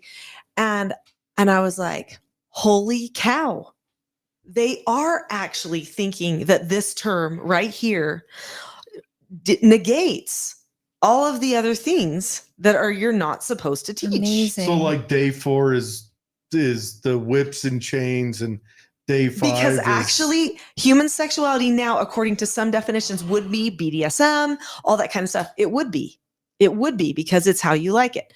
And that's what it basically boils You're down to. supposed to discover that I'm in year not 4 saying of that your that's marriage. what that teacher was teaching. I'm not saying that that's what she was Gosh. teaching.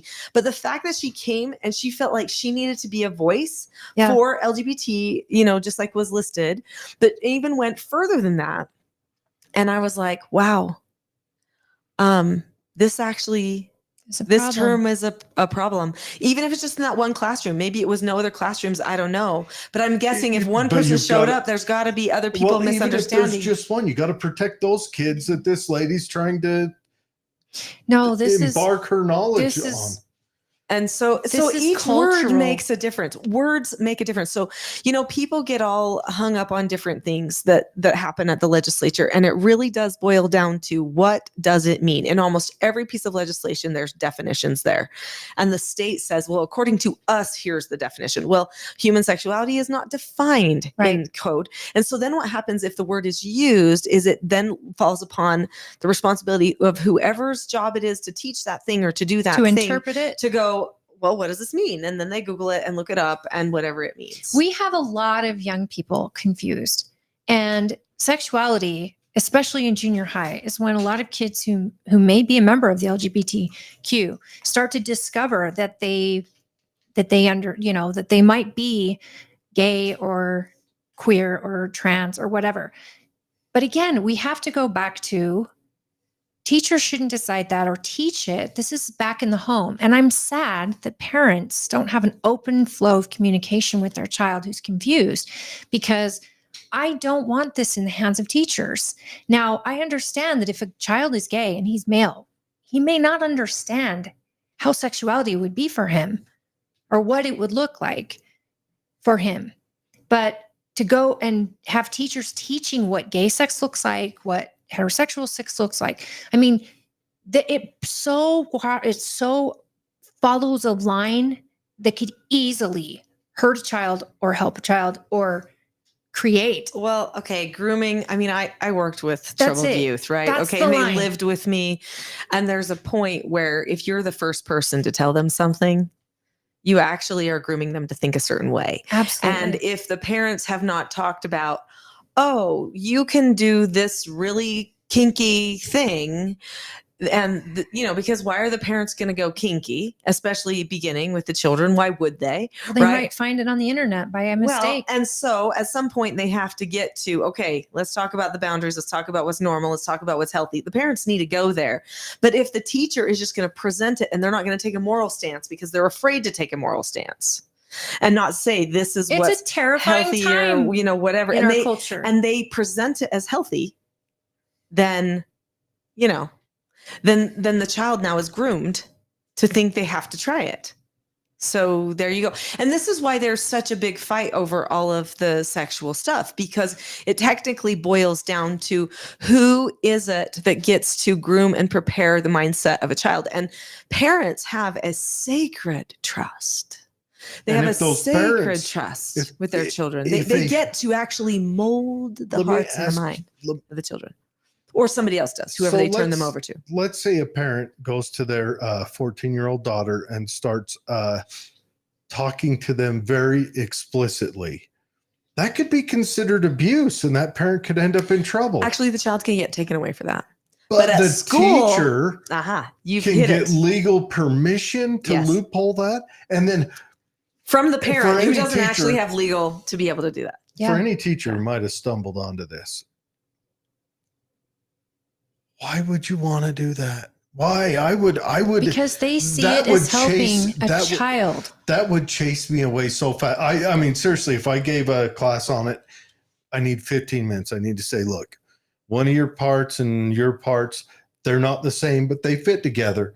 And your parts, when they combine, make a little magical baby. And bing, You got to teach them have a about good day. protection. You've got to teach them about how not to make a baby. that's right, But protection. these teachers, Now there's the God's caliber. That's a 45. Here, But anyway, so We're if you still living on really want to time. go Stop. deep, gross.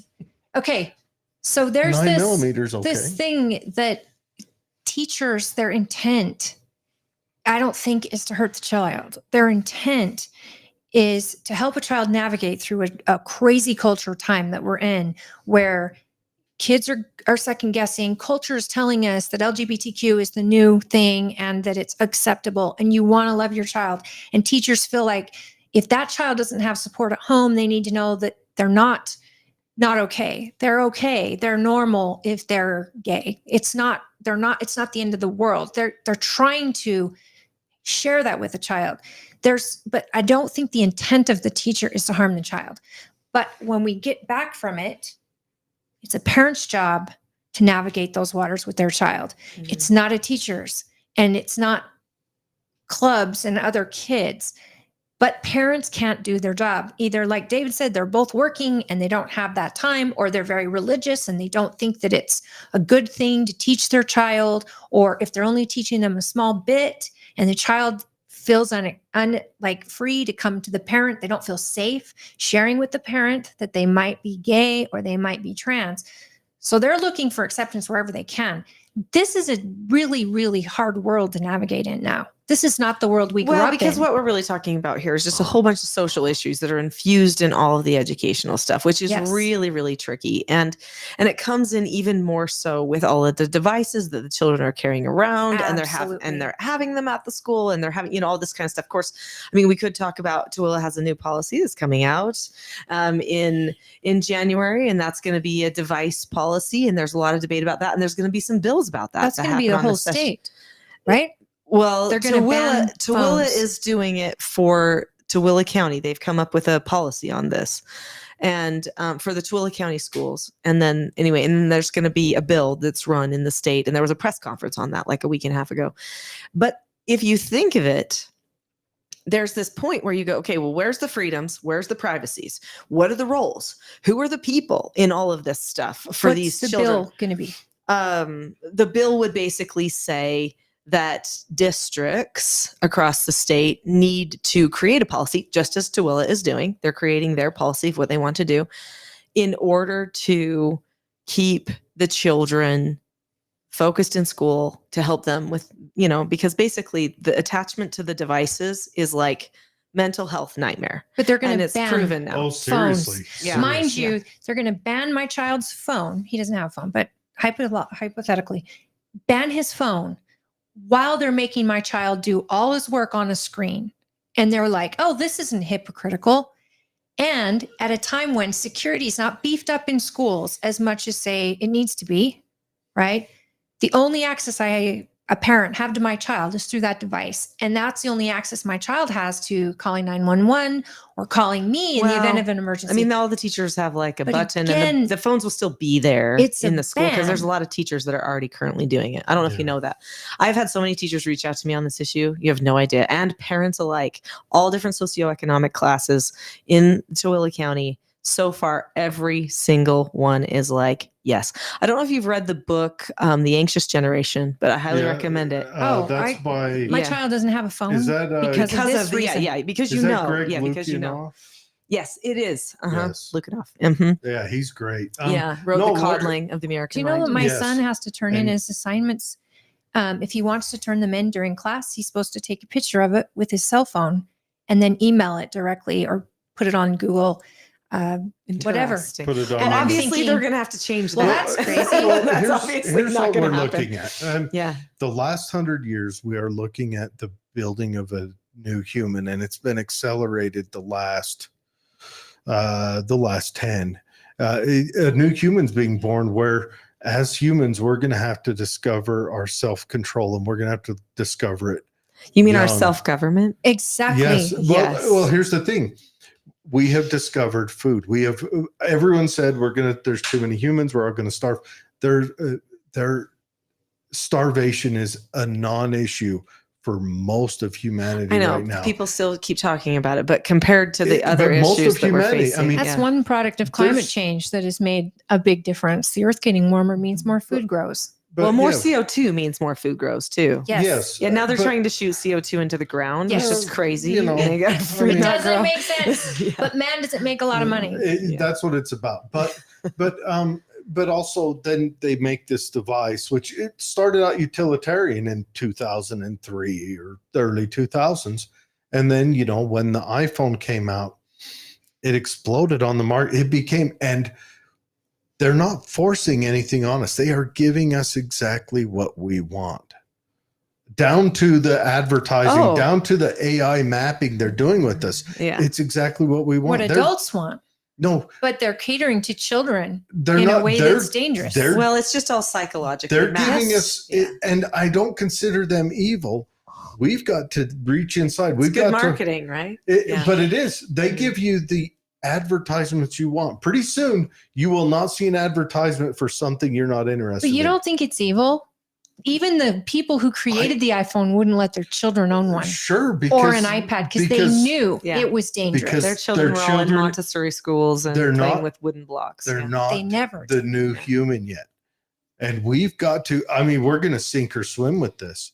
We're have to. sinking as a society. We have to. Well, and this is actually why people have and we're not the first country to say, okay, we've got a problem with the cell phones. We've got to get them out of the schools because they're not only ruining what the purpose of school is, they're also creating other problems, which if we can get some of the phones and stuff out of the children's hands for that many hours of the day, then will we need as many therapists in the school? Because the anxiety levels, the depression levels, the bullying, the suicide, all the stuff that ends up, factoring Mhm. into these devices is a really real thing. And in some other countries, they've said, okay, we're done with having the children have their phones all the time accessing during school hours.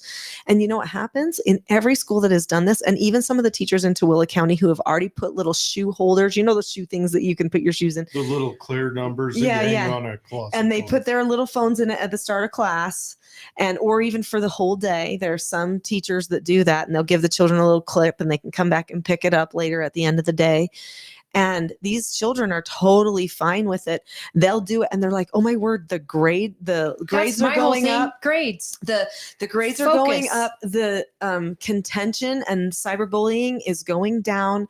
The anxiety levels are decreasing. And even the kids depression say are they're decreasing. more present. They enjoy class. The kids actually like it. And you know what? It is actually the parents who are the ones who are pushing back the most, because they're Yes. like, because I want to have access to my child, which I understand you still that. have access to your child. I understand No, that completely. But let me just tell you a story. I just spoke with a couple from Maryland. So people call me to talk to me. They'll pay to talk to me about things going on in their family and to get, some ideas on how to help them better self-govern at their homes. Okay.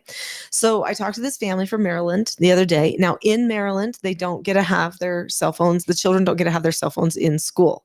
Okay. And that's like the whole day, bell to bell. Okay. And they have a daughter. She has severe anxiety. She has severe depression. She is an incredibly violent person. And they said that when the school changed the policy, her violence no longer an issue at school. Her anxiety and depression no longer an issue at school. And they said, but when she comes home, if we try to take the phone from her at home, she gets so violent. It's addiction. And that's what I said. It's absolutely the signs of addiction. It's absolutely the signs of addiction. It's like taking a flavored vape away from a grown-up. And so well, it's uncanny actually how all these issues that we're talking about actually go together. Because on one hand, we're saying a Democrat wants to take vape away because it could hurt the children. And maybe some Republicans are saying, no, don't do that. But then Republicans saying you can't teach human sexuality in schools. And the Democrats saying, don't do that because we need LGBT, whatever. And then on the phone issue, there's both sides of it too. And there's some people who are saying that they won't be able to have safety. And all the teachers are saying to me, oh my goodness, we all have phones. If there's a shooter, if there's a danger, if there's a whatever, we all have phones. If there's a bad teacher, I want my child to record it. Okay, so give your child. So Polaroids are back in style. So let's make digital cameras back in style. Yeah, they've So got just those give ones them- that you can just put They in your have a pocket. pen. I They have know. a pen that is a camera. You Yeah. don't We have to just have put a phone. cameras in every classroom And actually, a lot of schools do have that. as a security measure. They do have that. The teachers all have buttons. There's a lot more to it than people think. And I actually hate the idea of sending my child to school as a weapon for my I do political too. agenda. I would just rather I have I mean, cameras. it is true. It is true that they can catch some things and that can be very beneficial and stuff like that. But for me to groom my child to be a weapon, to be a secret agent at the school, against the school, that means they probably shouldn't be there in the first place. No, I don't If like like it that- either. And if that's the way it given is. your kids a different mental benchmark than they're there to learn. And I It's think the more world, drama. That's Yeah. adding drama to the child. And if it's not a trustworthy environment, then probably the students should not be there. And that Yeah. should be this for exposed. me, I think But the I think world, those little pens or digital cameras could record just fine. And you wouldn't have to have the constant ping, ping, ping, ping of somebody talking about how you look, somebody talking about some guy that likes you, somebody talking Yeah, I about. can't imagine what those kids say to It's each just other. too much. I nowadays. just think the world starts and stops with teachers. My kids have had excellent experience with amazing teachers. Public high They're school is incredible a ones. big, My family's full of them. yeah, it's public high school is a big shocker to my kid because he hasn't been around it. But Mhm. I think it's beneficial that he doesn't have a cell phone. He does have a watch. So if there was an emergency, he could call me, but he can't sit and text his friend throughout class. It'd be too difficult. And he can't take phone calls because it's speaker. So Oh. he doesn't. So it inhibits him from that. Mhm. He wants a phone so bad he can taste it. Just like I knew he would. And my husband are like, sorry, no. It's kind of like a rite of passage in society. Like the children know it's like driving and dating and getting a phone. And Nowadays, it's like they one don't of these care rite of about passages driving. things. No, they just want the phone. The Yeah. phone, but that's That's the new driving rite at of our passage. age. Yeah. That's how we found our friends. We get a car, I get to the way station quicker because that's where they'll be. Mhm. And nowadays they're all on the phone or on the internet. They don't or even on leave the the house Xbox. anymore. Here's a fun thought for you. At the press conference, Senator Fillmore. He's the one who is going to be running this bill. He and Representative Welton are going to be doing this bill, and they were at the press conference. And he said, when I was a child, if I wanted to say something to somebody in school, I had to write it on a paper. And he's like, yeah, and then I had to pass it, and they had to get them. It could take a couple of class periods to actually make it to the person that it was supposed to go to, right? And if the teacher caught it, the teacher would read it in front of the class of 25 people, and they would not know the entire world. Well, they would know. I wrote on a desk to a boy. We both had chemistry. I was first period. He was second period. I had no idea who he was. He called himself Zeus. I called myself Venus. And we wrote on the desk day after day to each other.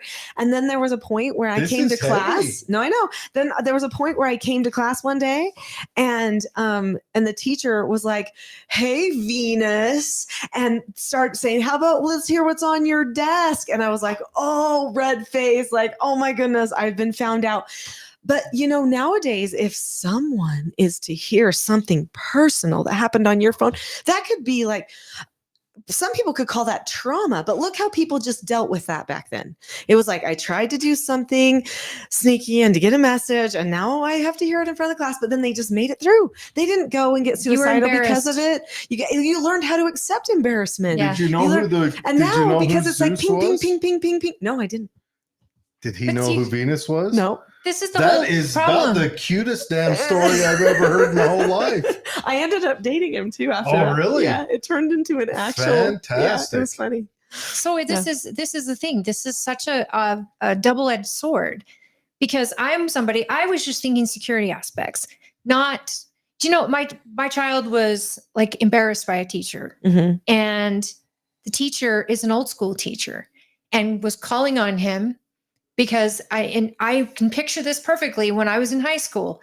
If I wasn't paying attention, the teacher called on me. Of course, that's what they used to do. Started paying attention, because I knew any minute this teacher's going to call on me, and I had to stay attentive in my class. I could see what his teacher was doing, and his grade reflected he wasn't paying much attention in class. In fact, he started feeling embarrassed and bullied, and I'm sitting here as a parent going, "It's not bullying. What the teacher is doing is bringing to your attention that you're not, and I need you to understand that." And he had a meeting with his teacher to discuss it. I was not present because I wanted him to handle it. It was amazing.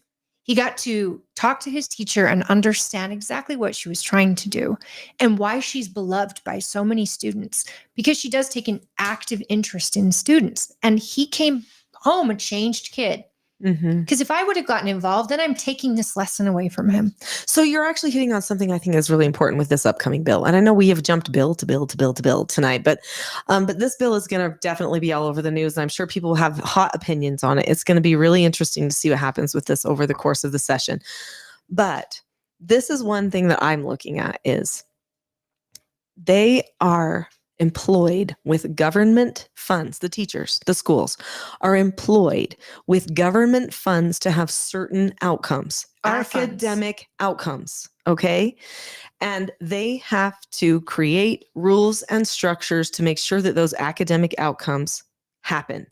And if we go in there saying your job is to actually make sure that my child answers every one of my texts every 5 seconds, then that actually goes outside of the scope of what they are actually hired by the government to do in that position. From the dawn of teaching. And that's so happened.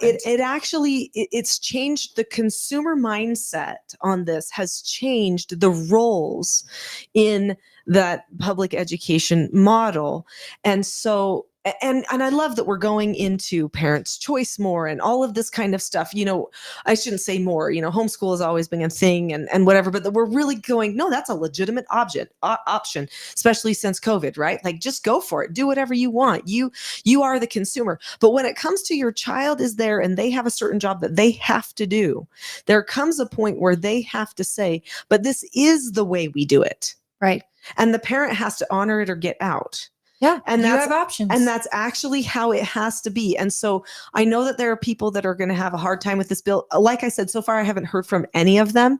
All the people in Tooele who've contacted me, and by the way, they have contacted me. I have not reached out. They have been calling me. What do you think about this? Do you know about this? And I'm like, whoa, people are watching. People know this bill is coming, and they're all excited about it. They I all think- want it to happen because of the data that proves what happens when this think happens. it's great. And now we just got to have parents who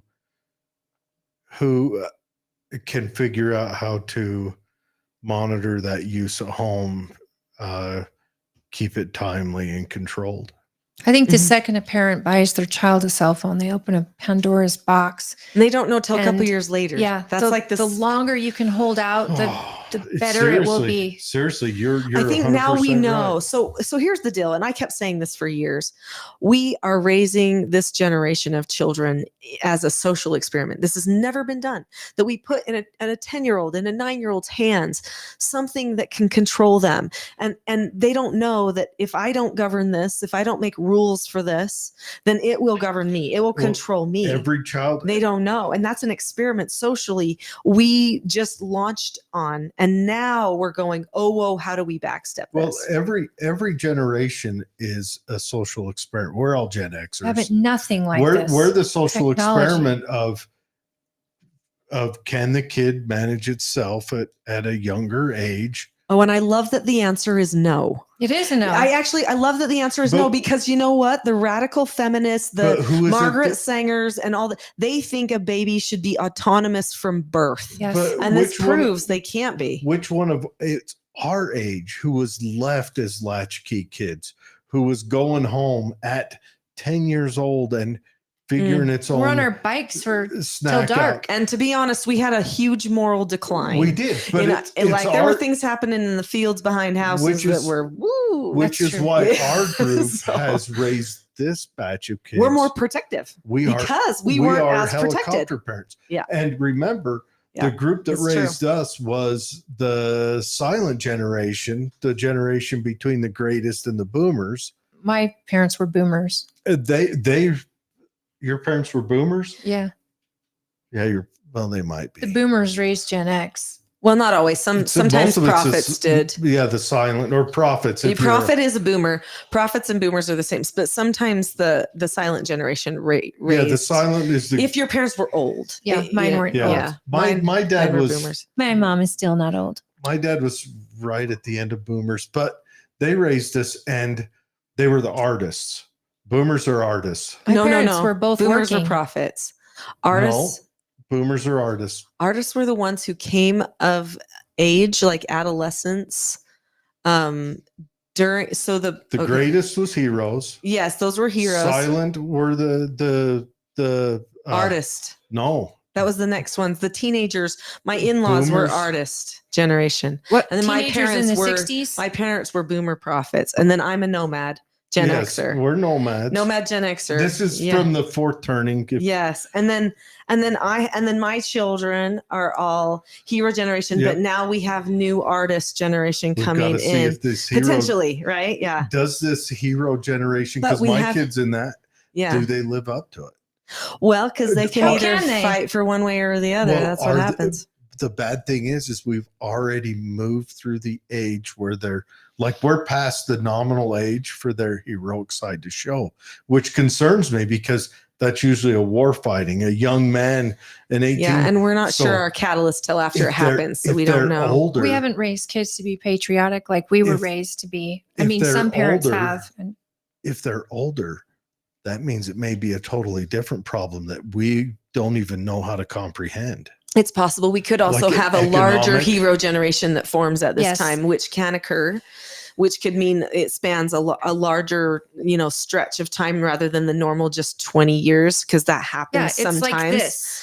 Sometimes, but we do have a new generation of parents now. We've got these younger parents, which, they're actually like the millennials, right? Now the millennials are having children and they're raising children, and these millennials are starting to see things a little bit differently. They're like, okay, I think I might have been overprotected.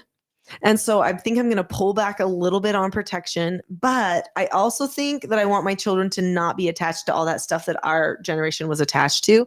And so they're actually oftentimes a little bit more open about removing some of that technology and stuff. They're removing because they're like, stuff. I think that wasn't good for us. And they're starting to see that wasn't good for us. Just like as Gen Xers, we were like, all of the flash dance, dirty dancing, was not actually good for our like social development. Or at the latchkey And idea. no parents. They're were like, around. hello, latchkey. everyone just went sexual, right? And we had There to all was- like reform. There was a bit know, of that, from- but I reflect back on it. It was still rather innocent compared to what I've heard high school. 100%, because The high schoolers nobody got today, into the stuff they There talk was so about. much sex I am abuse, like, though.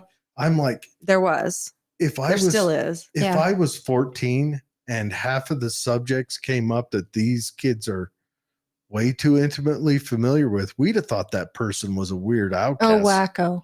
Yeah, now it used to be that they would the sex abuse was like it would be groomed and a little bit more consensual. Now there's just like the trafficking version of it, which is Well, just right there you know. on that device, you're inviting strangers into your child's house. So my kids have iPads. I have to monitor what they do on them all the time because if I take my kid's iPad away, it's like I'm taking crack away from an addict. Their behavior changes, they sulk, they pout, they freak out, they'll do anything to have it back. So you know. So I'm like, okay, this is out. You're only going to get it on this day or this day for this long. Good for you. And hand it over every night so I can see exactly what you've done today. And I've got my ways, so don't even try it. But what I'm getting to is like I try to tell my daughter, I'm inviting strangers from all over the world into our home every single time this is turned on. And I'm trusting you not to let them in. Why on earth would we not want to back up? My kids were on an iPad learning how to read at 2 years old. I've got my 18-month-old learning how to put letters to Trace. sounds and all that stuff. And I thought it was amazing. Mm, And then this trafficking deal mhm. that got brought to light to me when they were probably 4 or 5 years old. And I was just And it's like, just so easy to "Ugh." happen. Yeah. And now as parents, if we don't realize we've given an open door to every sicko out there. There's like Right whole to groups our of people kids. that are missing. Always, I mean, I don't wanna they're get- going missing constantly Uh-huh. and there's And no lots- bodies and found. groups of children. Yeah, exactly. It's really disgusting. We found what out we're it's a facing. commodity. Look at the parents Yeah. who are addicts selling their children. Right. And so then we say, oh, why do the schools think they need to intervene? But then what is happening in the schools and how much sexual abuse is happening in the schools? Do you know that actually the least likely person to sexually abuse their kids, even though it does happen, the least likely person, according to data, is a biological mother or father. Yeah, that's That's the- 100%. That's the least That's why likely. you A don't get boyfriend, divorced. whatever, right? A boyfriend, a stepdad, an uncle, a cousin, or whatever. You get Stepdads whatever. are More times probably out of the not, scariest. it's somebody that you know. Well, though. the thing is, though, is guess what? School people at the schools, the janitors, the playground workers, the whatever. That those people. I mean, they actually. There's a ton of abuse that happens there, a ton, and then of course, peer on peer is going to be your top, but it's not always classified as abuse. Mhm. But that's the number one, and I think it probably always has been because there's just this ignorance, innocence that happens there. Well, with, it came you to know, light in our generation of the Catholic Church and all the stuff that was happening there, which blew the doors open off of religious leaders. And it's always happened, but in every single career, it happens. because every person can be perverted. Every I mean, we're person can humans. be. And Well, then it's sad. people It's- who do it to children are creating future Mhm. abusers in some cases, not Mhm. all, but some. And it's just, it keeps going in a bad circle. And so we're trying to catch up and make sure there's background checks and there's all these things on people that are trusted with our children. But I'm telling you, Sean Reyes and Underground Railroad blew my mind open to what's really out there with the trafficking. Mhm. And it all comes down sometimes to this device or an Mhm. Xbox, any place that opens your child to strangers.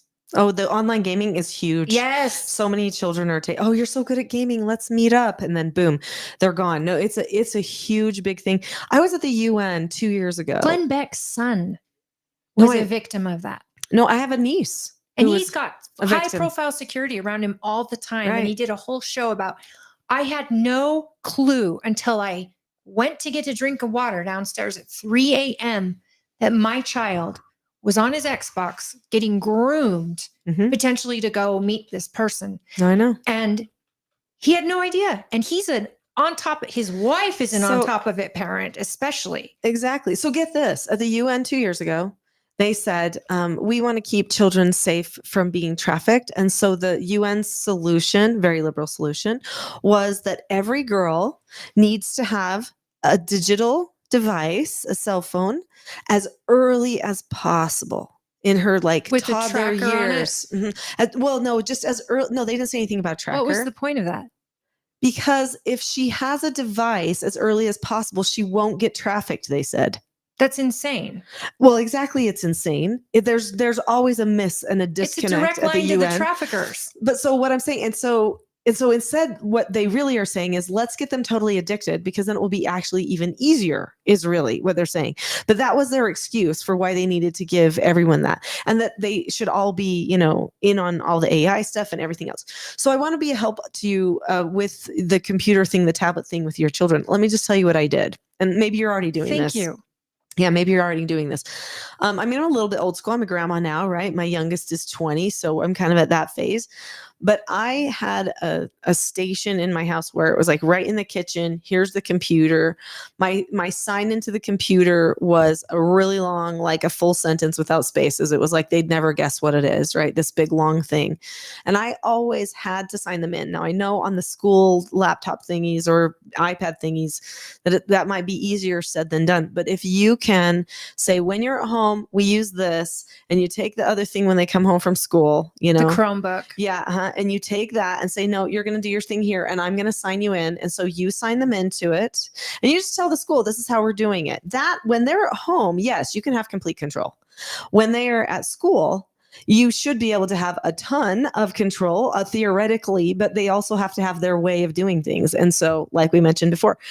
So anyway, then what I said was, okay, so whenever you are on this, then I have to be right here. I'm going to be sitting right here behind you. I'm going to be like crocheting. I'm going to be like looking at my own messages on my phone. But I'm going to be right here. You have to tell me how long it's going to take for you to get on there and what you need to accomplish. So then they would say, okay, well, I need to be on. I need to check my email for school and send this assignment to my teacher. That's going to take me about 20 minutes. And I would say, okay, I can sit here for 20 minutes. If I had to go and do something, I would get one of the other children to sit right there. What if they want to for the game 20 and just play a game? Yeah, so we weren't a gaming family. That was just me. So Okay. because I said this thing is a tool, not a toy. I'm a gamer. My children are gamers. Okay, so this is okay. But guess what I learned in counseling? The counselor said the Air Force and Space Force, one of the top type of kids they look for is a gamer. Well, there are some skills. I'm not going to say you can't learn any skills from gaming. You can. There are some skills that you can learn from gaming, but you also really truly develop a stimulation dependency when you get into gaming. And this is something that you don't want your children to develop too young. It's one thing for you to go, I would like to play a game for a while and be a game because you've also had this whole upbringing where you weren't stimulated in that way. And so you know what normal feels like and what it doesn't feel like, was right? invented when I was So still a they're- teenager. So Okay, so you're younger than me for sure. So Yeah. they're getting So- hit with cortisol and dopamine and all this. So all I that told my stuff, children, yeah. I said, okay, well, you can have, this much time, like if they exhaust all their friend times or their other hobbies or things they want to do, if they want to come to me and say, hey, can I play 30 minutes of, this game or whatever, that was going to happen one time a week. So they had to be careful when they picked. And I told them, and people are going to think I'm insane, but this is the honest truth. I told them that if somebody else is playing and you're watching, that counts as your time. Whether you're actually running the controller or not does not matter to me because that is stimulation of you still mentally playing So the watching game with the people people. on YouTube play a game Well, Same. would they count. didn't get YouTube. Though. Same. That makes sense. Same. No, not that we never saw a YouTube video, but we weren't spending our time there. But that was My not kid something would go that to they YouTube just- to see how to play I the would game. never, because so many families I talk to, their children have been exposed to sexual content through Minecraft on YouTube. They teach their graphic sexual things through like people watching someone play Minecraft on YouTube. Well, I would right never- I am now, a parent that watches YouTube with my child, but I've never seen that. right now, That's good. My kid has seen it on a Google there's search. stuff on YouTube. Yeah. But right Well, I know, now, but they're watching a TV out there, and I promise you, he is on. Now he's 18, Mhm. but I promise you, he's on his phone at the same time. That's how you know people actually do have a bit of a stimulation problem. addiction. Mhm. And I noticed that I kind of do because I've gotten to where I It listen. kind to, of almost turns everybody ADD, whether they were or I not. listen to Yeah. podcasts or audiobooks almost all day long while I'm working. Yeah, but that's Like I can't. that's kind of different. I used to be able when I was in my 20s, I could work with no music and But that's not silence. visual Mm. stimulation. But now That's just that's still stimulation. I don't know if I could right now. Just like the state is going to force me to quit this. I don't like that they're making a law, but hey, I don't you're want going to drive to Wendover with Well, everyone else. There'll be a line of us all. I bet you have a tall order too.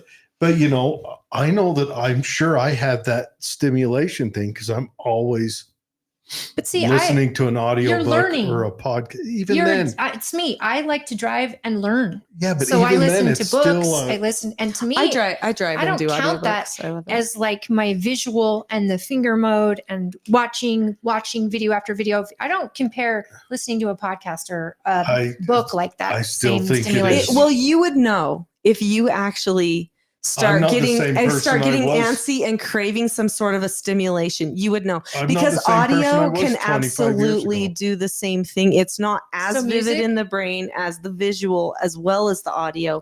But actually, yeah, there's Actually, some I'm sure people that it's- can't.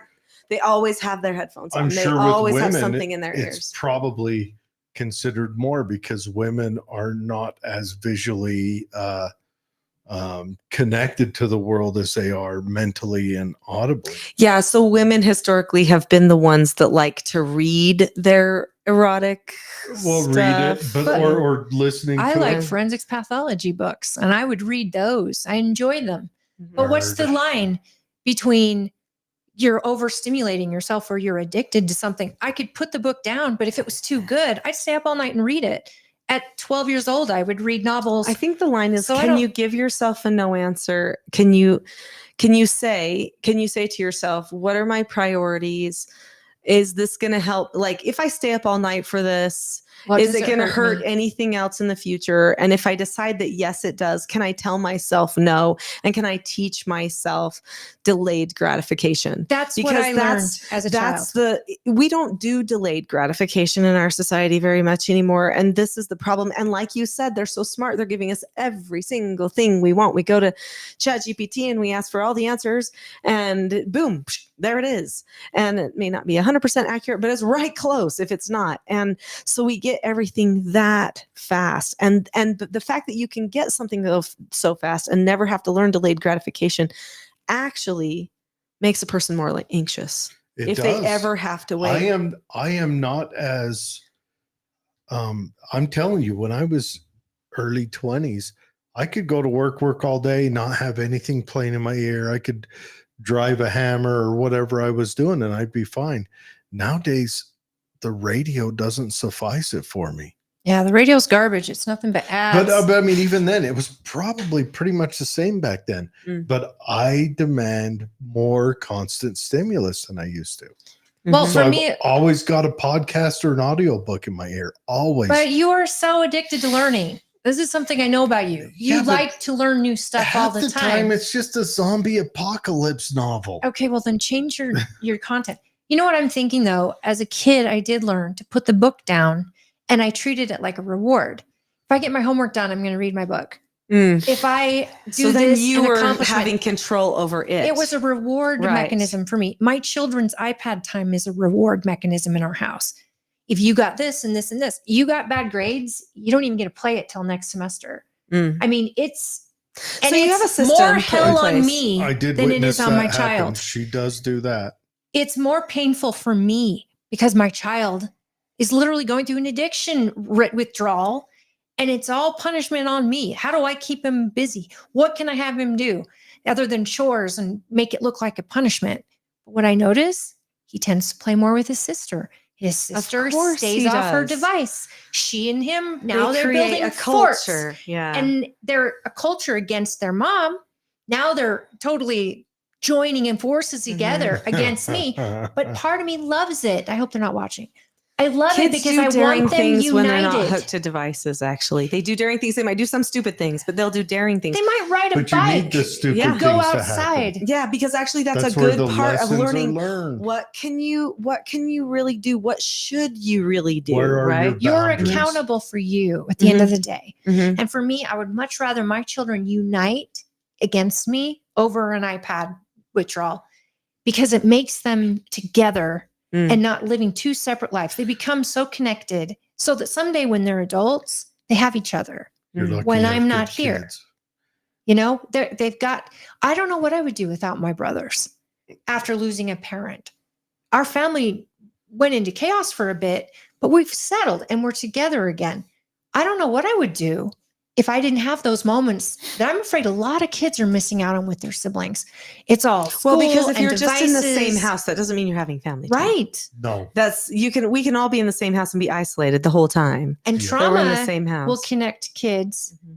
in a way that I'm afraid to say is not great, but it'll connect a connection between kids. Trauma connects. Trauma around any parents. people. But when you have Shared no misery. trauma, nothing, you have this. Unless you're playing together or communicating like that, Even you're then, not together. It's just not. Yeah. Even then, it's just not the same as when you just sit and look at a person and see their Yes. spirit, their soul. You see their light, and you just feel like this deep connection, this This bond. is Venus speaking full. That's right. That's right. Does Anyway. Spencer know about Zeus? Yeah, he does. Was Spencer Zeus? No, Spencer was not. Oh, Spencer's Spencer. way older than me. Yeah, no. Way was- older. He's like, well, okay, 6 years. He's 6 years older. My husband's 15. now, Okay, so okay. don't You tell got me you got way us older. bet. You got us beat there. Anyway, so but yeah, there's this moment where you get to look at a person and that's vital stuff. That's what our kids are missing. That's vital stuff. If I That's- boiled it down to anything, they're missing the connection with other people. Which is why even if they are using the game thing as a reward, like their iPad as a reward, even so, it still should be completely okay for a parent to test if they can still accept that no answer. That you could say, well, I know that you've been working toward that, but tonight's a no because we're going to do something else. The parent still has to test that all the time with the children. Right. It is the parent's job to do that, because if the child does not learn to be able to be okay when they don't get their way when they're like 10 or 15, how in the world are they going to be okay when they get dumped when they're 25? If my Or children how are they going to be watching, okay when they don't, you if know? they were watching right now, they would know exactly what you're saying, because I tell them all the time, this is a test. So you failed it, just so you know, by their behavior. When Mhm. my husband's home on an off day, I don't let their friends come over. My husband's off. We're going to do something as a family. And the fit they throw, if they don't get to play an iPad or get to watch a movie that's their own, is a test. Mhm. And I tell them that all the time. If mine Guess ever what? did that, I Next would week- say, you have just now shown me Exactly. what the prescription needs to be. We're done with any friend time or with any digital device, whatever they were begging for. My husband's on now. So you hear me, honey. This is so true. And he's calling this an awesome session because it's like we're in with like a family therapist almost, right? Well, we could go down this road for a really long time. Yeah. But this is what But we my do have generation to- of parent is lacking, because Mhm. we grew up without technology. We learned how to use it. Millennials have had it most of their lives. Mhm. The Gen Z have only known How technology. many infants were and handed iPads? schools now have That's true. focused education around technology. Well, I think that's bound to happen. But That- you have to, right? If that's They where it's have to. going, I don't like it. There was an At all. argument once upon a time when they were bringing books into schools, and old prophets were saying, no, they've got to just have route memorization through poems. I guarantee that was an argument. And now books are in schools. It's the next thing. But the Chromebook is coming home, and your child now has access to the internet at any given time, provided by the can school they go in anywhere off on the school Chromebook? hours. No, they have guidelines of what's allowed and what isn't, As but long as- YouTube's on there. As long as it's So, controlled. Jared, think of this. When your child is really young, especially around the ages of up to age 5, around age 5 to 7, they have So more 25 years ago. Okay, so they have more synapses in their And brain they're than any other time. building them too. So yes, super fast, tons of them all the time. Okay, so that is the time when they actually can memorize. We're talking anything. My children were memorizing the Gettysburg Address, different proclamations, the Declaration of Independence. We were memorizing and scriptures and poems and songs every single day. Repetition and memorization. But now, I was not a good parent. My child was memorizing how many Legos he had. See, we do our Patriot Camp. That's our cream age. Mm-hmm. The kids that age can memorize. We have the preamble They're and the so good. Constitution and all the amendments. So if at that time you just hand them something to stimulate them, because everyone can be stimulated, you hand them something to stimulate them instead of to encourage that, which the older generation would have thought books are just a stimulation, just novels are a stimulation. They would have thought that was my big stimulation. When I was in the Army, I'd read a book a week. Okay, so they would have thought that, right? So if we hand a child a stimulation that's even more intense than a book, right? That's going to be this digital audio. It's hitting every single and it's point. Controlling you. Push this button if you want to move over here, and push this over here. And look, somebody's chatting to me. I got to chat back. I mean, it's as if the whole world falls into the device, right? So we do that. And what are they going to ever get to any of those core memorized things? Like I can tell you all of the nursery rhymes. I mean, I can be like, sing a song of sixpence, a pocket full of rye, 4 and 20 blackbirds, babes. You can also tell us I can just rip them all off to you because multiplication too. Because absolutely. we memorized it. Because my mother made sure that I memorized so many things. All because 50 at states that time, in alphabetical order. Yes. Alabama, Alaska, Arizona, Arkansas, California, Colorado, Connecticut. My yes, kids know that, but their school taught that. Yeah. Memorization was important. And what about the capitals? Of course, same thing, right? But they don't actually do this anymore. They don't do this anymore because they figure that the solution is to entertain the child, to trick them into education through entertainment. Common Core, though, too. Actually, the children want the education so bad. And so then they just get sidetracked by entertainment and they think that's what's expected. So we've created this incredibly low bar. I mean, John Taylor Gatto, back in the day wrote a book all about dumbing, right? The dumbing down of education Yeah. John Taylor Gatto is was that the Common Core ideal? He was John Taylor Gatto, a proponent of a definitely different educational model, more individual. That always got in trouble. Dumbing us down. That's what it was called. Dumbing us down. His students, he had them set up businesses. Oh, he really gave them meat. And he's taught in the worst school. And I can see that being huge. Around. He made a big impact, but that was in the you must have read. Did you read the underground history of American education? I didn't read it. Oh. You bought it, the one for dummies, like the dumbing down education for dummies. I think I audio booked it. Yeah. That's like reading it. Yeah, and I want to get onto that because we've got to close the show down. But I have to wake up at 3:30 in the morning to go. That's if they don't call you now. Oh yeah, they might call me in tonight.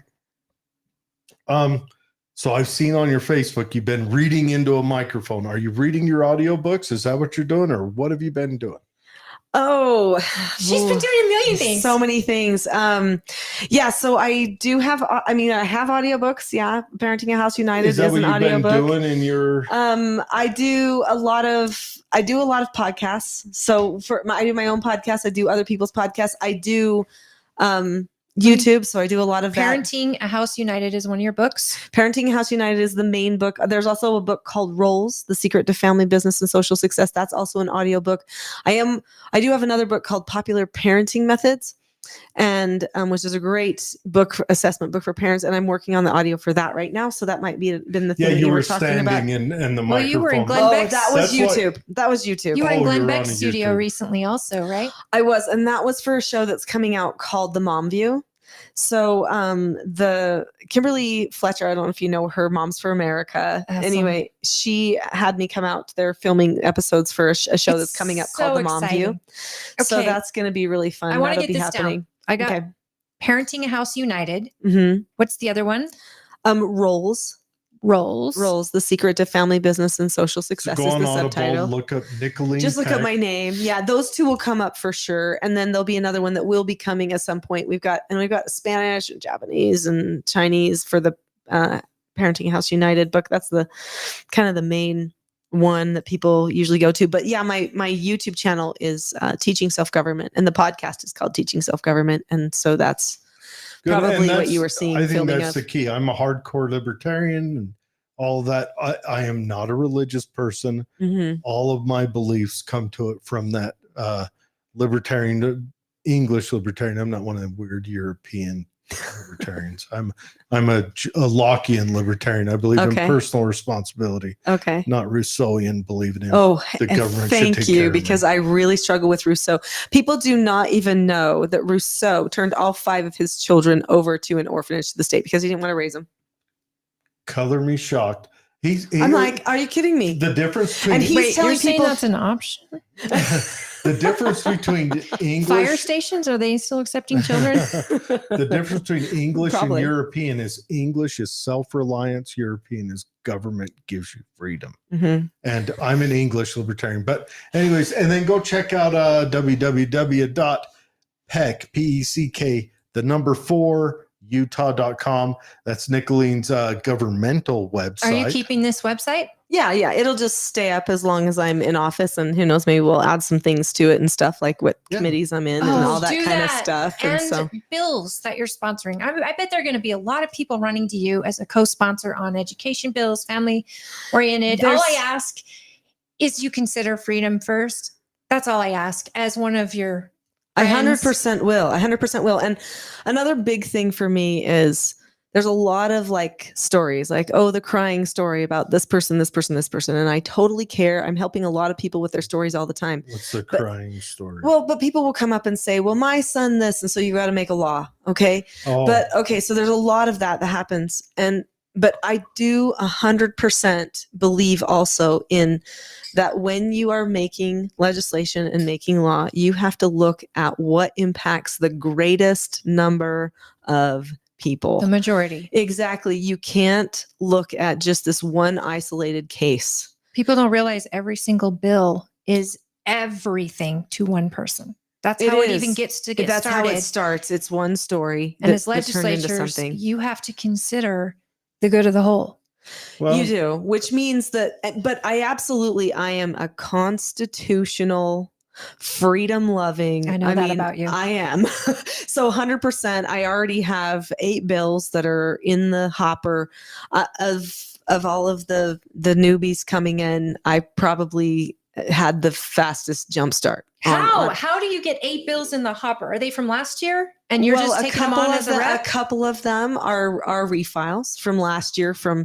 They weren't mine, obviously, because I wasn't in last year, but they're refiles. the person then- just tried calling her. And then a couple, and then the rest of them are other things that people already had been coming to me about, and that I already knew were issues that absolutely needed to be faced. And so, and that's it's a big load. I mean, I'm Yeah. like, okay, I'm like, whew, I'm already hitting my max on stuff, but a lot of the bills that I'm running, in fact, I would say the gross majority have to do with protection of children in a way that is responsible, stopping exploitation, empowering parents, and making sure that we solve some of these types of things that we're talking about here in a way that I think is going to be wise and responsible, and the way that if the government's going to chime in, the way they should chime in. So, Nicolene, you have been an example of all these things. I mean, when you started this path to become the representative for Tooele, this was probably the last thing on your mind. When you started this path, it wasn't on my mind. you were about families and children, and you used your own family and your own ideas and what you've learned as a kid, even from your parents, Mhm. to create your family. And you realized, hey, this works. I'm going to share it. Well, I was And begged to. look I didn't what even it want to do that. became. Yeah. Look what it became. And this is only the beginning. I'm sure there's far more in your future because you are a gift to Mm-hmm. families like me who are like, hey, there's no playbook here. How do you raise a child in this day, in this culture that feels confident and secure and free and accountable I mean, how do you raise a child? I'm trying. My Mhm. husband and I try our very best, but And people there's don't know what they don't know. rules. They don't, because we've lost a lot of things culturally. Yes. We've lost stability that comes with unity within a culture.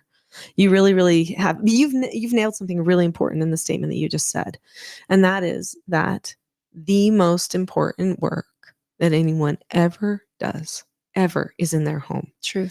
And when they put their full heart there, their full focus there, then later, or maybe even at the same time, maybe simultaneously, because for some it does turn out to be that way. But if you put your whole focus there, then you realize, oh, and I now need to do this, or and now I need to do this. Your soul gets called to do something else. That's true. And you feel like, okay, now is the time, right, to do this other thing. And you start having a desire to make more goodness around you because you spent so much of your heart and your soul making goodness right there in your own family. And that's where everybody has to stay focused. And we have to protect that and maintain that so that nobody is infringing on that sovereign family. I have to know what it's like to see your children become parents and to see that, I mean, what you've taught them and how they put it in action with their own little ones. It's the best ever.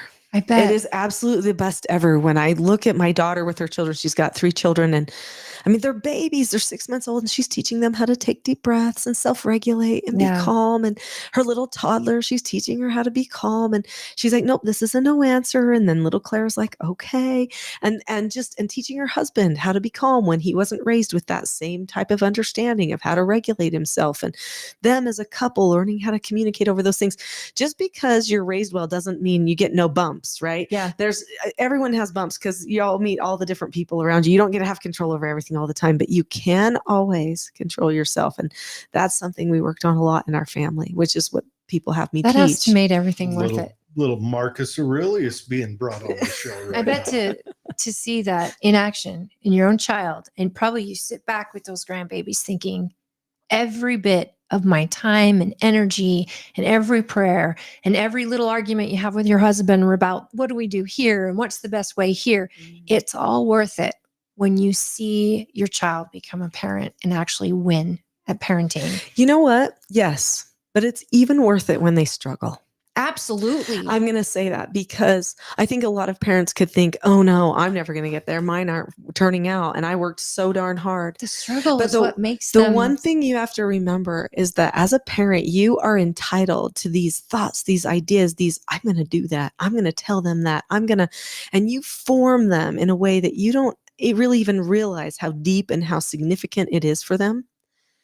And then even if they struggle, even if they get out of the house and they go dive off a cliff, all these little things happen, you still can go, but I got to be the person that in their head is in there all the time. Yeah, because you are in there all the time.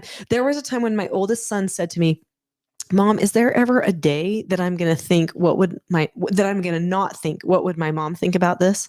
And I said, probably not, son, because that's actually one of the gifts of having a parent. Absolutely. Is that you go, wait, how does this match what I learned when I was growing up? And you can go away from it or you can go toward it, but it's always going to be there for you. That's what parenting is. And it's such a gift to all of us to be able to be that person. And even if we messed up, I think another thing we have to realize is that nobody's ever done. And I think that's the beautiful part of the human experience, and that we can always strengthen family, go back to family, as long as we keep putting our heart there and deciding not to take it personal if things don't go exactly our way. It's a really big thing. It's a humble pill that every parent has to take at one point or another in their lives.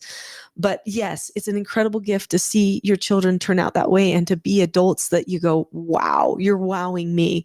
That is an incredible gift. But I have some of my foster children that I raised that they left my home and they bumped along, and I'd be like, oh, yeah, how come they got into that? I guess, well, their dad was a drug dealer. So, and you don't get to own a child's mistakes, just like you don't get to own all their victories.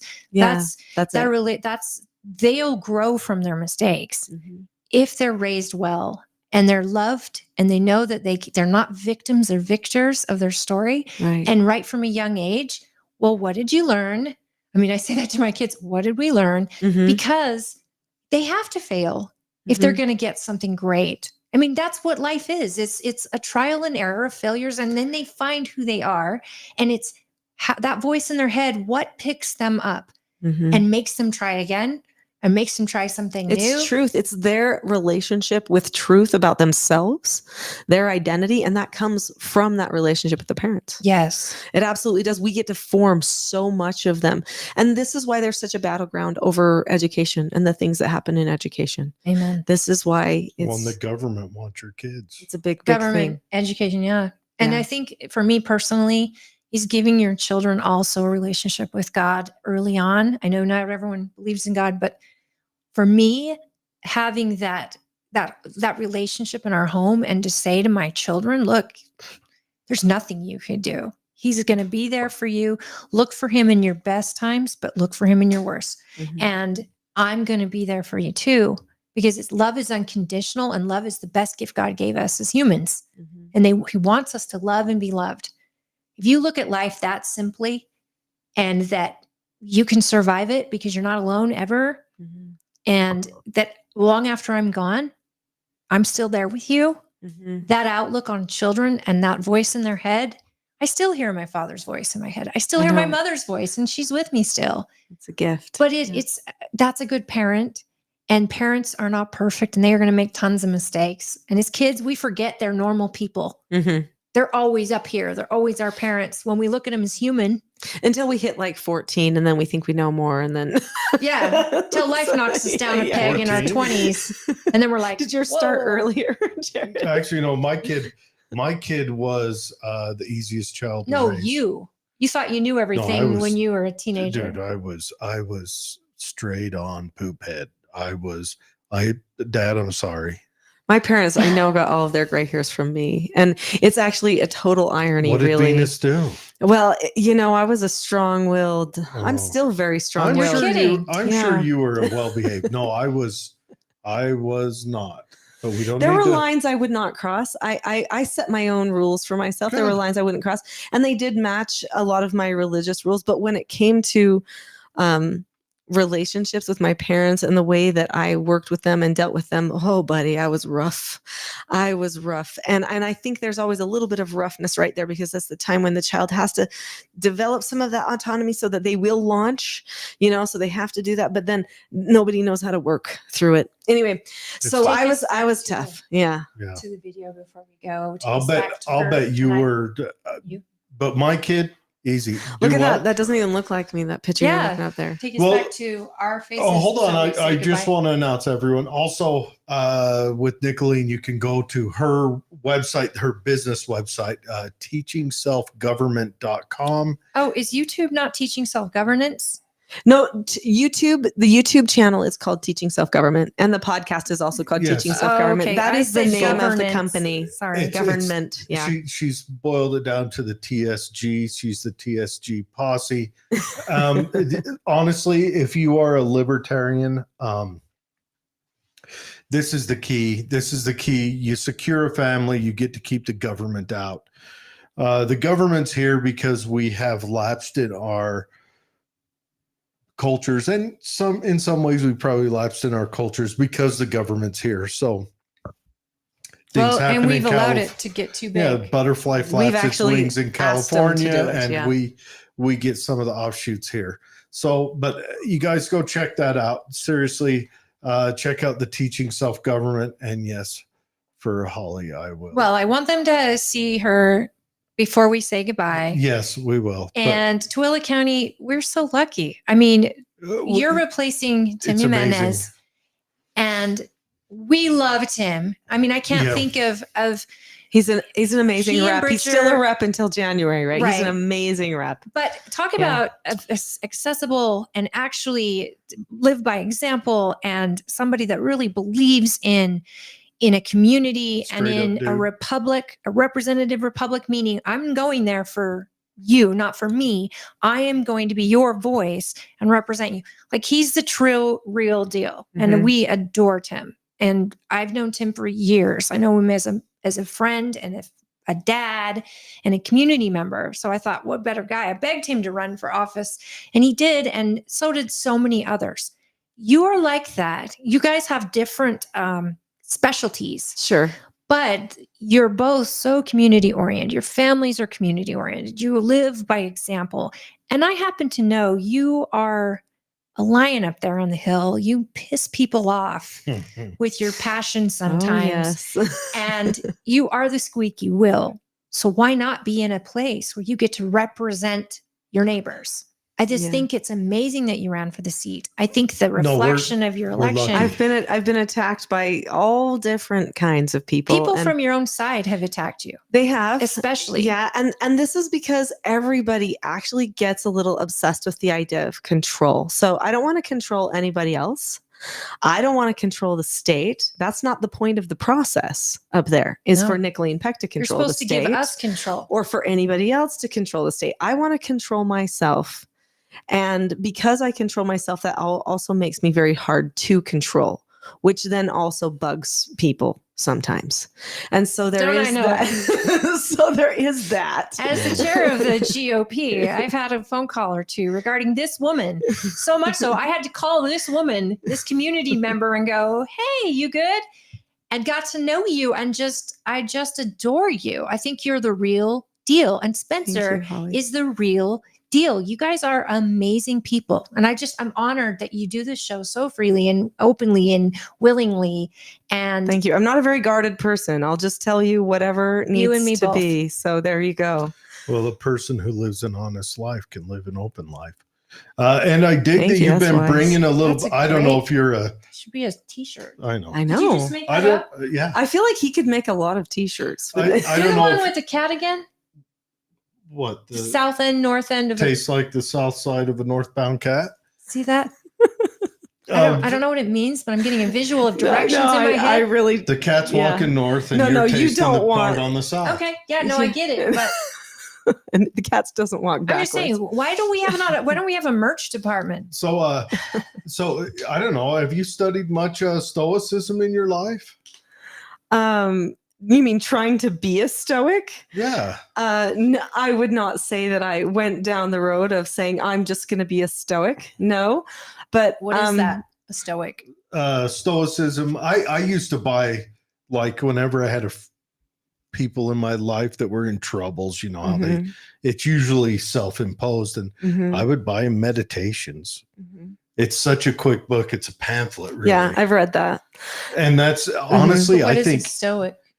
Stoicism, it's a Greek philosophy by, I forget the guy's name, but the guy who really brought it forward to us was Marcus Aurelius, Right. you know, the gladiator, Oh, the emperor on Maximus. Gladiator. But the emperor, that's portrayed by him. Which emperor? The real Oh. one, the father, the one that dies in the beginning. But that's him, his meditation. And it was just his journal, and then someone published it after. So it's having And kind of getting, well, it's like meditation as getting your- in touch.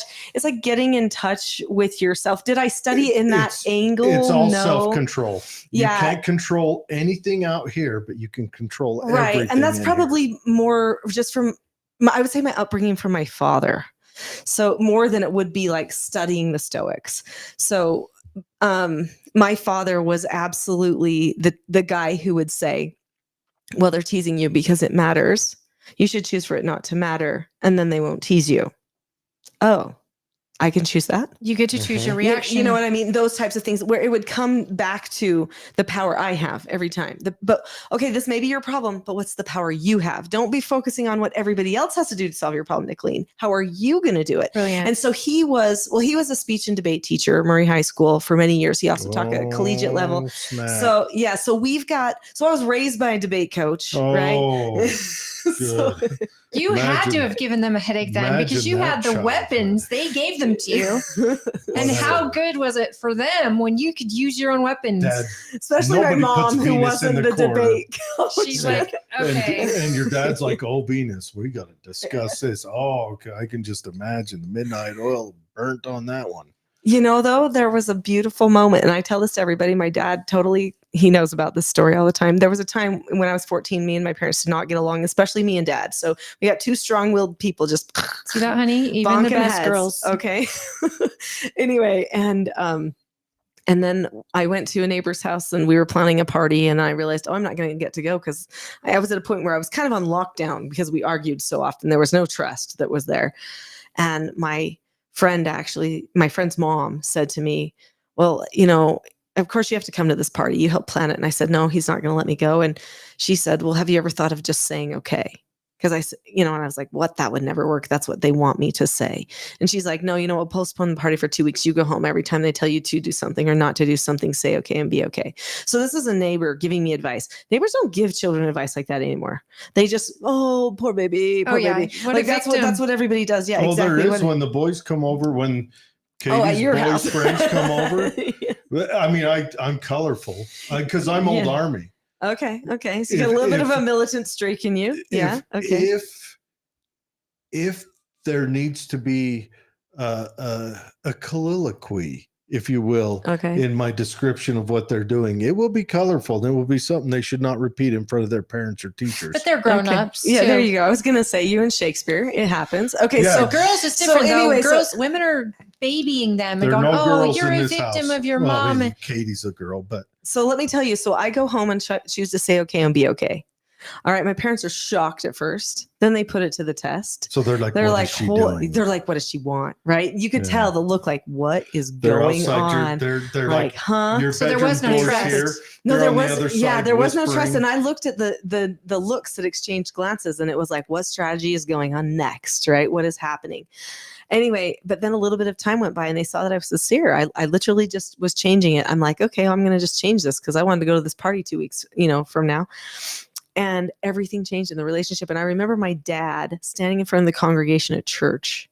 He's at the pulpit and he was one of the leaders that's in the congregation. And I remember him standing up there and saying, I want to thank my daughter for teaching me what it means to be a good father. And it just blew me away. Wow. The humility of my father. And he acknowledged that our relationship was repaired and that I had chosen to do that.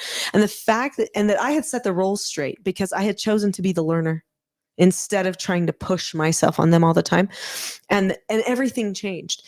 And that moment was so pivotal for me. I mean, the whole situation that happened when I was 14-year-old with the neighbor and the party, and I got to go to the party, by the way, and all that stuff. But that moment when he stood there, it was like, I fixed it and he knows it and he's saying it, that I chose to make all the change here and that my choice was that powerful.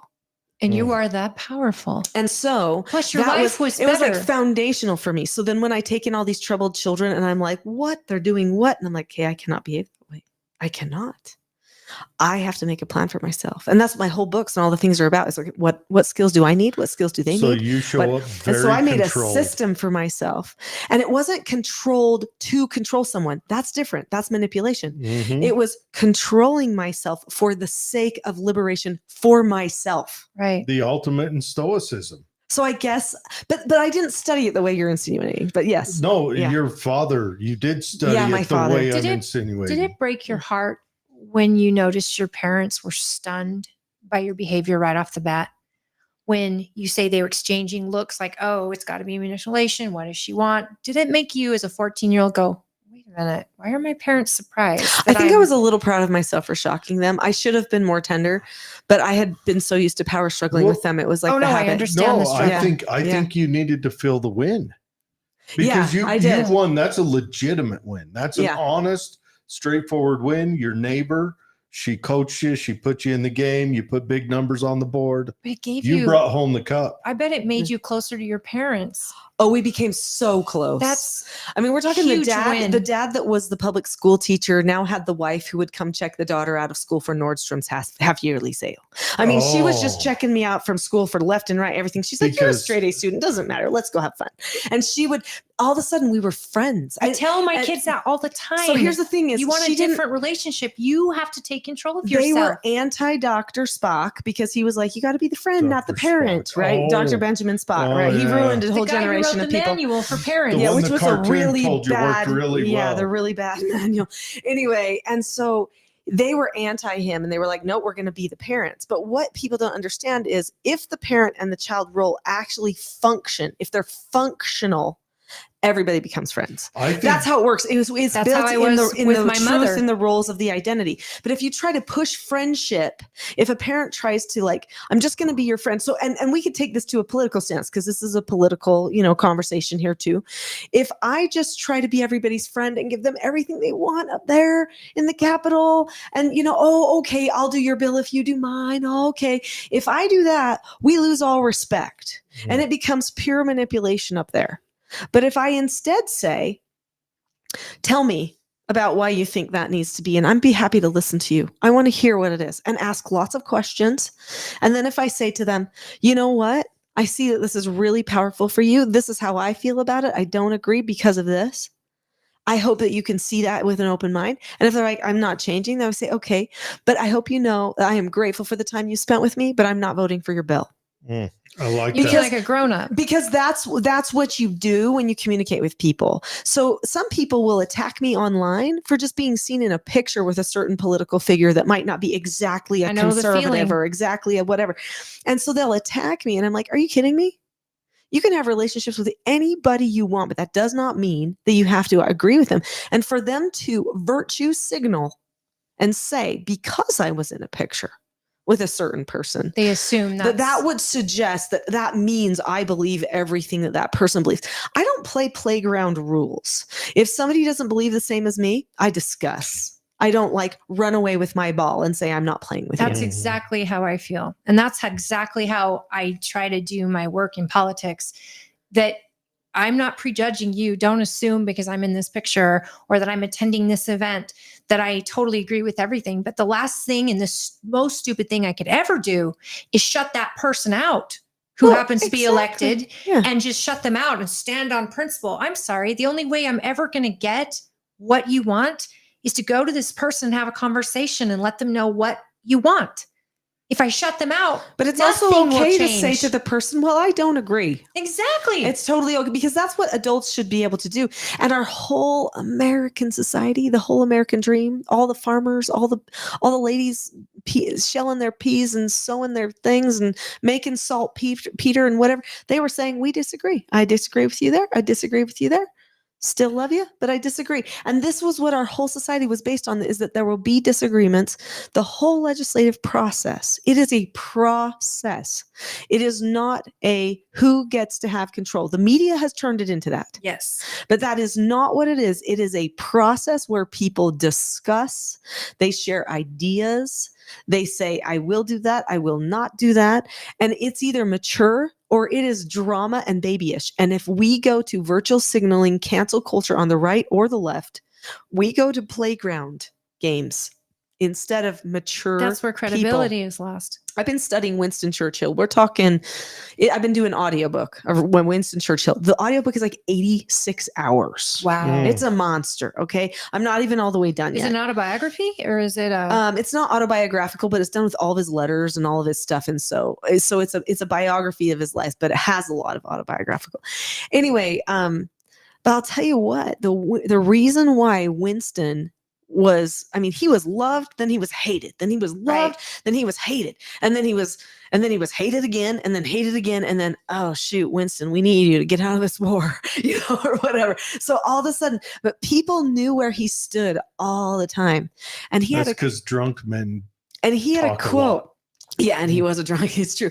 Anyway, but he had a quote, and his quote was, "Never confuse popularity for principle," or something like that. Yeah, I know the and one. I was like, oh, that is so good. Mhm. That you are, or influence, never that maybe it was for influence, never confuse popularity for influence.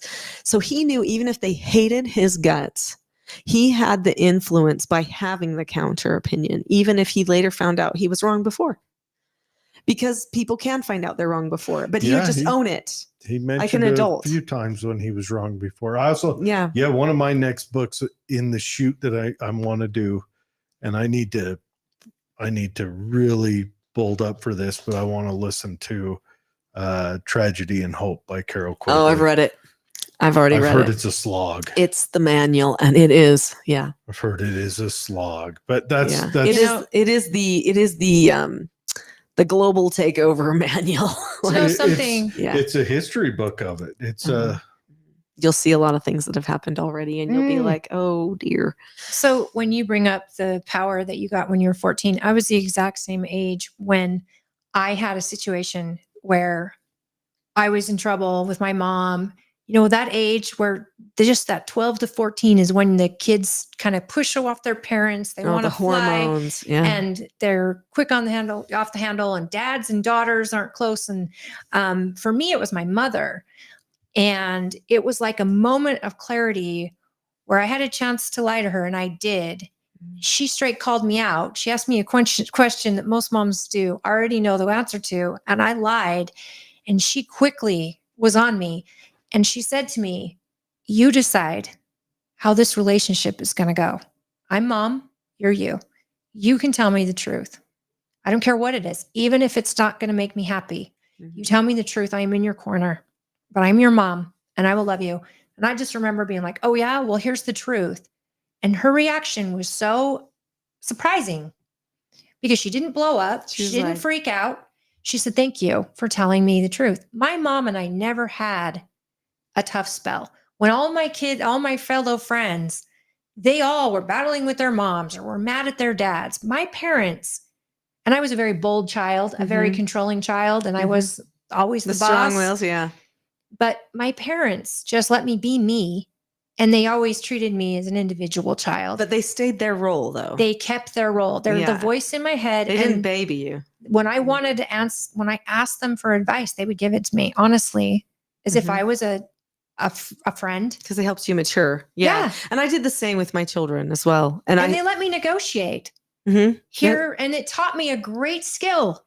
Here's why you should let me go to that party on Friday, because my grades are great. I've got 2 jobs and I'm taking care of, and that relationship, it's like I had the key to the castle and I could always go home, Mhm. always. And there was nothing I couldn't tell my parents. We call that disagreeing appropriately in Right. our house. Yeah. And going on vacation with my parents, especially my dad, it was a must. Every time my husband and he was my husband's best friend. He was my best friend. And we went on vacations with him because he was fun. I pray I have that relationship with my children. Mhm. So I also had a If dad you who had a victimize job. your children, you won't have that relationship. Absolutely. If you allow your child to play victim and you think of yourself as an oppressor of your children, you will not have that relationship. It won't turn Absolutely. into that. We You have, have to to raise maintain the roles. kids to understand you're the mom. And Otherwise you'll do you everything lose- to protect him, but Yeah, you They're lose your gonna go through function some otherwise. Because if you don't keep your roles, then you get dysfunction. And then everyone falls apart on the inside. And that's what we're actually experiencing around us right now. And this is why we see legislatures and schools and media people and everybody chiming in on what we need to do to fix the problem. But nobody is saying parents need to be held up as the parents. right. And the children need to know the parents are the parents and don't mess with that. And everybody's going to make sure that happens. well, here's the thing. They are saying it by their actions. Their words are Mhm. saying be libertine. But Mm. all of our wealthy class and our political class, they all live very conservative, stoic lives. Mhm. They all get married and stay married, raise their kids in schools that don't teach this corruption. They don't hand them They these just devices. allow the masses to have that. And is it they're corrupting the masses to keep them down, or is it just it's an easier thing to give the morons Well, what because they you want? actually succeed more when you follow that historical model, actually. And so people who break away from it because they get caught up in, we got to do something new because this becomes the Progressive. new movement, then they actually lose out on a lot of the perks that come from that historical model. I'll tell you one thing. I listened to a talk. It was a speech that was given at BYU by a researcher they brought in. Anyway, I just recently watched it this week, and she was actually discussing family models and outcomes. And she said that Salt Lake City, Utah, now think, that's not even the most conservative city Oh. in Utah, okay? Not even But close. Salt Lake City, Utah, she said, had more intact families, like children being raised by parents who were still intact, who were still married and stuff than anywhere else in the nation. Salt Lake City. No kidding. So I'm like, oh, well, what about the rest of the state? Are you serious? Yeah, I was really surprised. That's the healthy model. I'm sure that they probably Salt Lake surveyed. County. Well, maybe it's the county. Maybe. I don't know. She said Salt Lake City, but it could be the county. But maybe they also surveyed like Religious families. only big cities, as opposed to I'm sure all the they little didn't. I'm tinny sure cities, I'm Yeah. sure they just focused on like main capital cities capital around. cities. That's my guess. When That- she said that, I yeah. thought that. I'm like, oh, she could probably go to Cedar City and get even a higher rate Yeah, or but whatever. could you know? imagine if you Yeah. were trying to survey, if you just said we're going to survey every city over 50,000 people, that survey, you might get done with it. Your kids might finish that survey because that one's Yeah, but huge. how many out of the 50,000 would you do? Most surveys is what, 1,000? I did find it very interesting that when she had so much data on the outcomes that the children get. What I did mean, they I've heard it base on? before. Is it based on the religious principle of the city? It's- No. It didn't have anything to do with religion. She even wasn't. I'm sure. Well, Even though she was at BYU, she was not a member of the Church of Yes, Jesus But but I'm I Christ. sure think the religion religion- plays a role Oh, the actually, yes, religion- she didn't point that. culturally. She didn't point that out, but I actually surmised that myself. yes, I'm sure the religion The plays a role. values of the people Yeah. go back to their religious It's not just that, worship. but when you have a dominant of one religion, you have a dominant of a culture, and cultures protect themselves by demanding people in that culture respect that culture. Divorce, but Demanding. I'm like, no, word it's, choice there. it's just it's not that they Then you would- demand by force. Cultures demand things. Well, it just becomes a culture. But you is would that what you're think saying? that Okay. cities because I'm that, sure if you went somewhere that was Catholic completely cities- Baptist or completely Catholic, they would reflect the same thing because it's the uniformity. well, in Catholic religion, it's Well, like yeah, a because it sin becomes to a get cultural divorced. norm. It's not a sin to get divorced in Mormon culture. It's not likely. You don't want to do it, but in Catholic, it's not like a encouraged, but- serious sin. So I'm curious. It's not a serious sin anymore in Catholicism. I thought they're okay with everything now. They got that new communist pope. But anyways, no, it's a culture. Like anytime you have one solid culture, the culture, they tend to bind culturally. Right. And Just like adultery used to It be. just becomes the social norm. yeah. Adultery used to be hidden. Like if you were committing adultery, you kept it way hidden because culturally, the neighborhood, your neighbors would disagree. The Scarlet And Letter. this is within Mhm. our parents' lifetime, Well, And if you yeah, go back, I don't actually think that that's a bad thing. it's not. No, I'm like, not saying actually, it is. I think I there's think a lot of reason people why. still hide I mean, it. it was one of those 10 commandments. I'm you just know? saying it's- Still is. Yeah, It's just exactly. a strong culture. We're losing our culture as a nation, Mhm. but a strong culture impedes on that corruption. Yeah, I think you're right, and I really do think that a religious society does, especially when the religious society, in Utah, has so much to do with family. Like that's Right. kind of like the thing, right? Family, and so there is a big emphasis, I think, on trying to make sure that that's really done well, or at least put a lot of emphasis in it. I think, and maybe that makes a difference.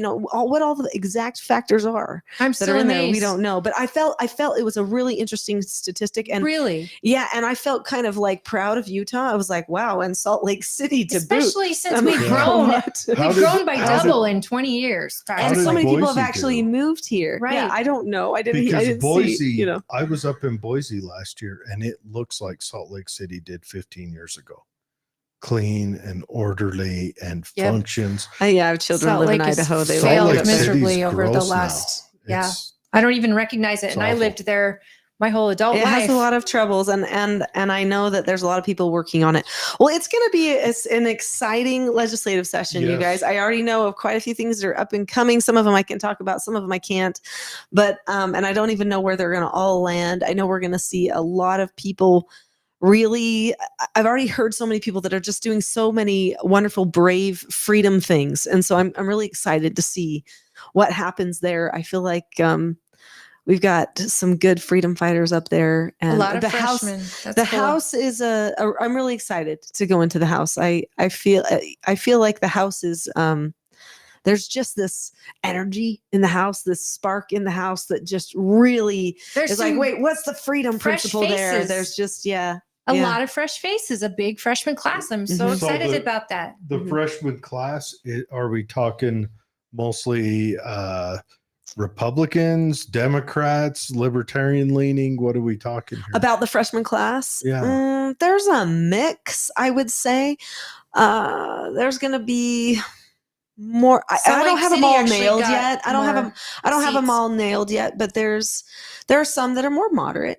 I mean, that's for sure. There are a few that their races were so incredibly tight that they were down to like, I don't know, 70 votes Yeah. or something. I mean, it was just so tight. Salt Lake County. I think Mhm. they took quite a a couple few in seats Salt Lake County. Mhm. and Republican seats in Salt Lake County. Mhm. That's Yeah. pretty exciting. Well, and in Ogden, I know Jill Coford, she ended up winning. I just lost her name. Rosemary Lesser's seat, and she's a Democrat. She's been in for a really long time, and she beat her out. I mean, it was tight. It was like down Wow. to the wire. I can't remember, but I think it was right around maybe 100 votes or something. It was very, very small. I don't think people amount. realize 100 votes is like it's like a Nothing. hair. It's the tiniest, it's tiniest so tiny. amount. And so we are ahead as far as that goes. Won some seats. I do think there might have been one Republican seat that did turn Democrat. And so that's something that doesn't usually happen, but that did happen. So that was a thing. No, I'm not Um, anti-Democrat. I'm just anti the Democrats. Now, and a note to you Democrats, don't try to uproot the whole economy at once, because this is your outcome. Anyway, but I think there's a good group. I mean, as far as like, you know what, one thing I have to say, if we're going to talk about the Democrats, I have met a lot of the incoming Democrats. I haven't gotten to know every one of them, but quite a few I've had some good conversations with. And you know what I'm really excited about? I'm really excited that they were just so open to talk. Good. That's great. So to me, that was awesome That's because good. a lot of the ones that are incumbents, like one of them, I went up to her and I tried to talk to her, and she was like, "I know who you are," and that was it. And it was like, your name, your she, like, reputation didn't- precedes but she wouldn't even, like talk to me. And I'm like, well, that's a very interesting way to play this game. Have you ever been around a hostile llama? No. Do you know the Democrats Where of they Utah are totally different than other Democrats in the country? You're where going to they find Spit the 80% bile at you. agree with you. Well, actually, there's some really incredible people in there. Yeah, you're And- going to and- find and so much common ground with them. Yeah, so that's one cool thing. Like all the ones that I've have spoken with, I really felt like they just were going to be really great to talk to and to have conversations with, and there were some things that were said where I was like, note to self, there's no way we're going to agree on that, but Yeah. that's okay. It doesn't matter because they're still just open to sharing with me. They're not guarding anything. I'm not guarding anything. We're like, here's where we are.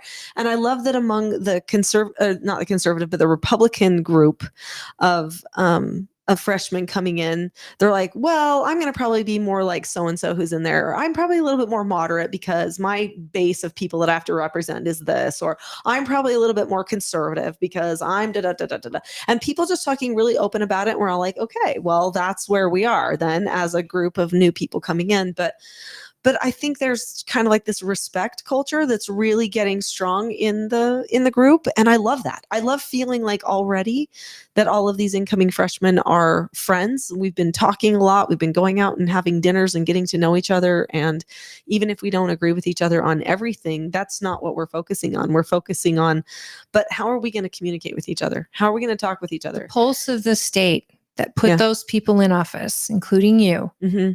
they're done with an overpowering government. Even the Democrats, the people are done. They want It's just a their ruckus to them, yeah. electeds to work for them and not the other way around. So I think these freshmen voted in this year at this time in the world where we're at right now could be where we're headed going down the next decade. Enough of the good old boy club where we're the boss, we're the government. You guys are going to be fine with whatever we do. This is No, how it's always been done. These are Yeah. freshmen, hopefully, that get in there and go, how does this help my neighbor? How does this help Utah? Mhm. And I will vote according to the people and the people are going to give me what they say or what they, and what we need is citizens to stay active and engaged with these folks that you've sent to the Capitol, because the more involved you are, not just during election year, but the more input you're giving your representative on issues, the more she knows how to vote, because her whole job is to vote on behalf of you. And these roles have been forgotten. It's true. And I'll tell you what, I knocked so many doors. And you know what? I was the only Republican nominee in the end, in the final election. I was the only one left. And then there was me against the Democrat. And I knew he wasn't doing tons. I didn't know exactly if he was knocking doors or what. I wasn't sure. But I felt like, I don't think I want to go in to represent these people unless I have gone to their houses and talked to as many. And so day after day after day, I was knocking doors. And you know, when I met the other incoming, some of the incoming freshmen, stories about, well, when I was knocking doors, I heard. Well, when I was knocking doors, I heard. And I'm like, yes, I am so glad that this group, because many of the ones that said they were knocking doors, after their primary, they never needed to do a thing again. Or they just came in through convention and that was it. They didn't have anything to worry about, but they still knocked the doors. They still wanted to know. And so I feel like you're mentioning, there is an earnestness in the group and a willingness to actually be, a type of person who is going to listen. I'm open-minded. That doesn't mean that I'm easy to sway, but I am open-minded and I will listen to what anybody has to say. And I want to. I hope, like you said, that people reach out to me. There are so many things I learned while knocking doors. And if I didn't get to your neighborhood in this door knocking session, don't worry. I'll get there again when it's not so freezing cold. I knocked on doors in West Valley for a couple of candidates. Mm-hmm. And I found absolutely how brilliant. I know exactly what you're saying. I know Democrats that voted Republican this year, and they weren't on my list. But while we were knocking on doors, Melanie and I, hi Melanie, chair of Summit, we actually met people who walked on up to us because they saw we were knocking on doors and said, no, I'm done with the way things are. I'm voting this way this time because I'm done with the government. And I heard that so many times. So many people we talked to. So many times. There were people who told me that. And they were done with party too. There was one time I knocked the door. To the end, but they were done with party. No, exactly. Agreed. I heard that as well. But there was one time I knocked a door and it was a young guy came to the door. He was probably maybe 25 or so, mid-20s. Okay. He comes to the door. Here's his dog. He picks up his dog. And I introduce myself and I start, saying, hey, I'm just coming by to meet you. And here's the situation. He takes his dogs and he sits down right in the door frame. And he just looks up at me and he's just smiling. And he said, I'm sorry that I had to sit down, but I am just so enjoying this grassroots. I never thought someone would come and knock at my door and care anything about what I have to say. And not just a representative of you, but you. But me, that I was knocking on the door. Yeah, exactly. And he just loved it. He's like, I'm just taking this all in. He was like making a memory. Yeah, because our communities are starving to be heard. They're starving for it. We need to go back, make it a law, the Davy Crockett style. You have to get a soapbox or a stump and stand in the middle of the city. You need one of those things in the town square like they used to have. Stuff. Remember that show with Eddie Murphy where he had the van and he drove around, had the speakers? Oh. And when he went through every neighborhood, he went through the Jewish neighborhood and he talked kind of Yiddish, and then he goes through the. I have a vague. That's an old. That's an old one. Yeah, now we're talking 80s. What movie is that? It's back in the 80s. Eddie Murphy. He made lots of them. But we do have to close this down. Yes. My goodness, we are an hour and a half almost Nicolene, thank you so much for coming on. We could do 3 more hours with you. Easy. And you're invited on anytime. You call, we make space. But thank you. I would like to get you on after session to once fill we us get in going on where we're at. And if during session you got any updates, even if it's just an email, you send to Holly and say, here's a And word to I get love out following early. you I'd on be happy- Facebook. I'd You be update happy everyone to. on Facebook. Do you invite people to join your Facebook, or is I'm that trying private? to decide what to do right now because I've got this really robust Facebook and I'm like, I don't want to like just admit every single person because I don't want it to turn like Right. purely political. I would And so I'm like, I kind of think I'm gonna need to get another I would- Facebook yeah, for I that. would And I think haven't so. Facebook's going done to it. force you to if you get too many people on your friends Yeah, list. and I have one that's kind of like a public figure thing, but then people watch that for parenting stuff. So I'm gonna probably have to have another one yeah. that's just so that I can talk about this stuff because I'm happy to be open about what's going on, what we're working on, what some of the hard things are. And I know that I'm not going to vote the way everybody wants me to every single time. and and- she and I- does teach her kids to say no. Yeah, sometimes you gonna have ask to her to accept lean a on no that. answer. But you Sometimes will have do. an answer as to why you're voting and why you're But I voting. will. And that's I'll something always that explain it. is I'll always very great. explain it if somebody doesn't agree, because there's no way in a county this large and in a voting area this large that I would ever be able to make every single And this person happy. diverse. Yeah, Nor should every you. single time. nor No. should you. But if I hear from people though, if people reach out to me and they say, "Hey, I care about this," that will make a difference. And So if it's I hope- constitutional. Yeah, so I hope that people will reach out through, especially that legislative email. That would be the one that I would watch for on things, which is that NPEC at le.utah.gov. So, anyway, That's nickel N. NPEC, Is it N period peck or just NPEC? NPEC, Sounds N- like a rapper Peg. name. NPEC at Dude, we should get you one of them. le.utah.gov. One of them rings, those gold ones, Oh, great! and peck.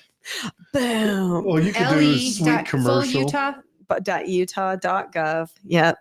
And if people reach out to me, then I would be happy. I mean, I really would on any issue. We will be watching that email. We'll be making sure that we are hearing people.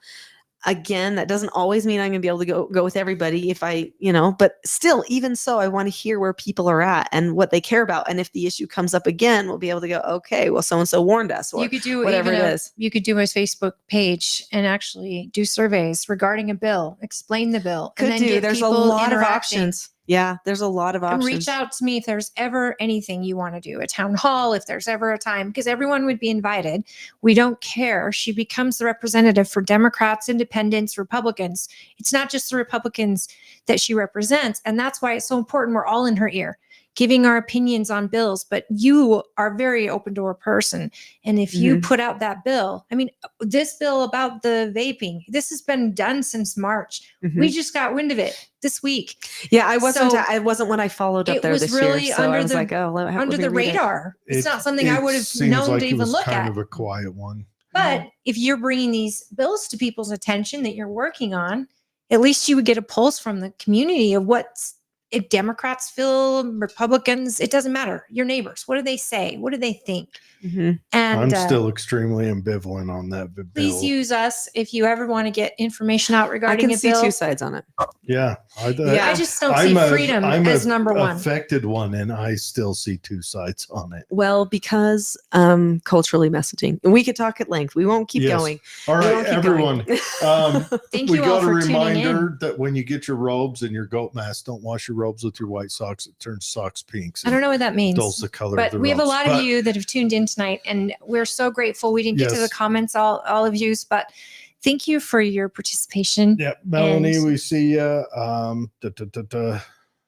There's a couple new Thank people you in right to now. Nicolene and for being here. Yes, and Yeah. thank you for No problem. stepping Thanks up. for putting up with my cute little hat today. No, I don't I know if dig I've the ever hat. worn these for so long, but tomorrow I'll have it on in the parade.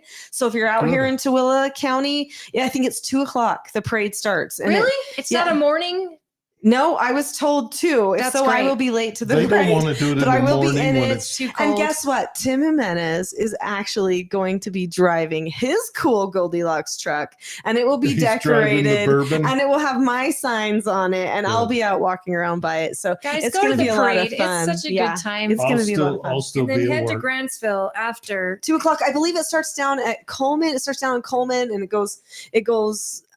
starts midway through Coleman around like 200 South-ish, and it goes north and then up to Vine Street and then up to, I think, Twill High. no, the park, the Veterans Park, and then You know, Yeah. you kind of turn in by the Veterans Park and it ends there. And then there's going to be like a sing along and a Santa and stuff at the Ritz Theater after that tomorrow night. Okay. So that's the ending spot. So everybody can get pictures with Santa usually, or yeah, and so they something can like go that. over. I think it's over at the Ritz that all that will happen. That'd be the cool. Santa stuff at the See Ritz, the so it'll Ritz be open. indoors. So anyway, there is going to be some fun stuff tomorrow, and I'll be there, and it'll be fun. And some of my children are in from out of town, so they'll be hanging out Perfect. around the parade too. Thank you for coming on, everyone. Nicolene Peck, go check out her Remember, both her websites, her government website, but check out her business website. Please check it out. Purchase her goods and her wares, because I think they are going to be fundamental to rescuing our civilization and our society. and tune in on Friday where we Thanks, have Sherry. Senator Scott Sandel, Next Friday, who's joining yes. us. And you guys reach out to us. We are Facebook Interactive. So post stuff on the page or reach out to us if there's somebody you want us to get on, or if there's something you want us to talk about. I mean, geez, maybe you'd even be a great guest. So look into communicating with us. We love it, even when you're trolling us. And did we not have our troll tonight I didn't see him come on YouTube? Dang it. I'm not Yeah. interesting enough. It's fine. Oh, maybe he's just he- busy. You know, the Well, it's Black holidays. Friday, Yeah, he's right. probably out Oh, shopping. He's shopping. Yeah, for I pray that it's a very good season for all of us, he's, and that, he's you know, hope is an amazing thing. isn't it Watching wild? people and thankful, and people who over the Thanksgiving, you know what? I just imagine what it would have been like had we had a different outcome in that election. Our economy's already kind of bounded already back. coming back. Everyone's telling me that this is the busiest That's Black hope. Friday they've seen in like a decade. And you know, I went retail out and the shops were full. retail Was it- businesses I had to stay wait in a closed long on line. Thanksgiving. They've been staying closed on Thanksgiving and opening this respect rather than starting Black On Friday, Thanksgiving. Thanksgiving night. Yeah. Yeah, Man, savages. that's really cool. Gotta And respect. I mean, I'm guilty. I've made purchases on Black Friday, I but am guilty of not ever going. My I do it sisters- online.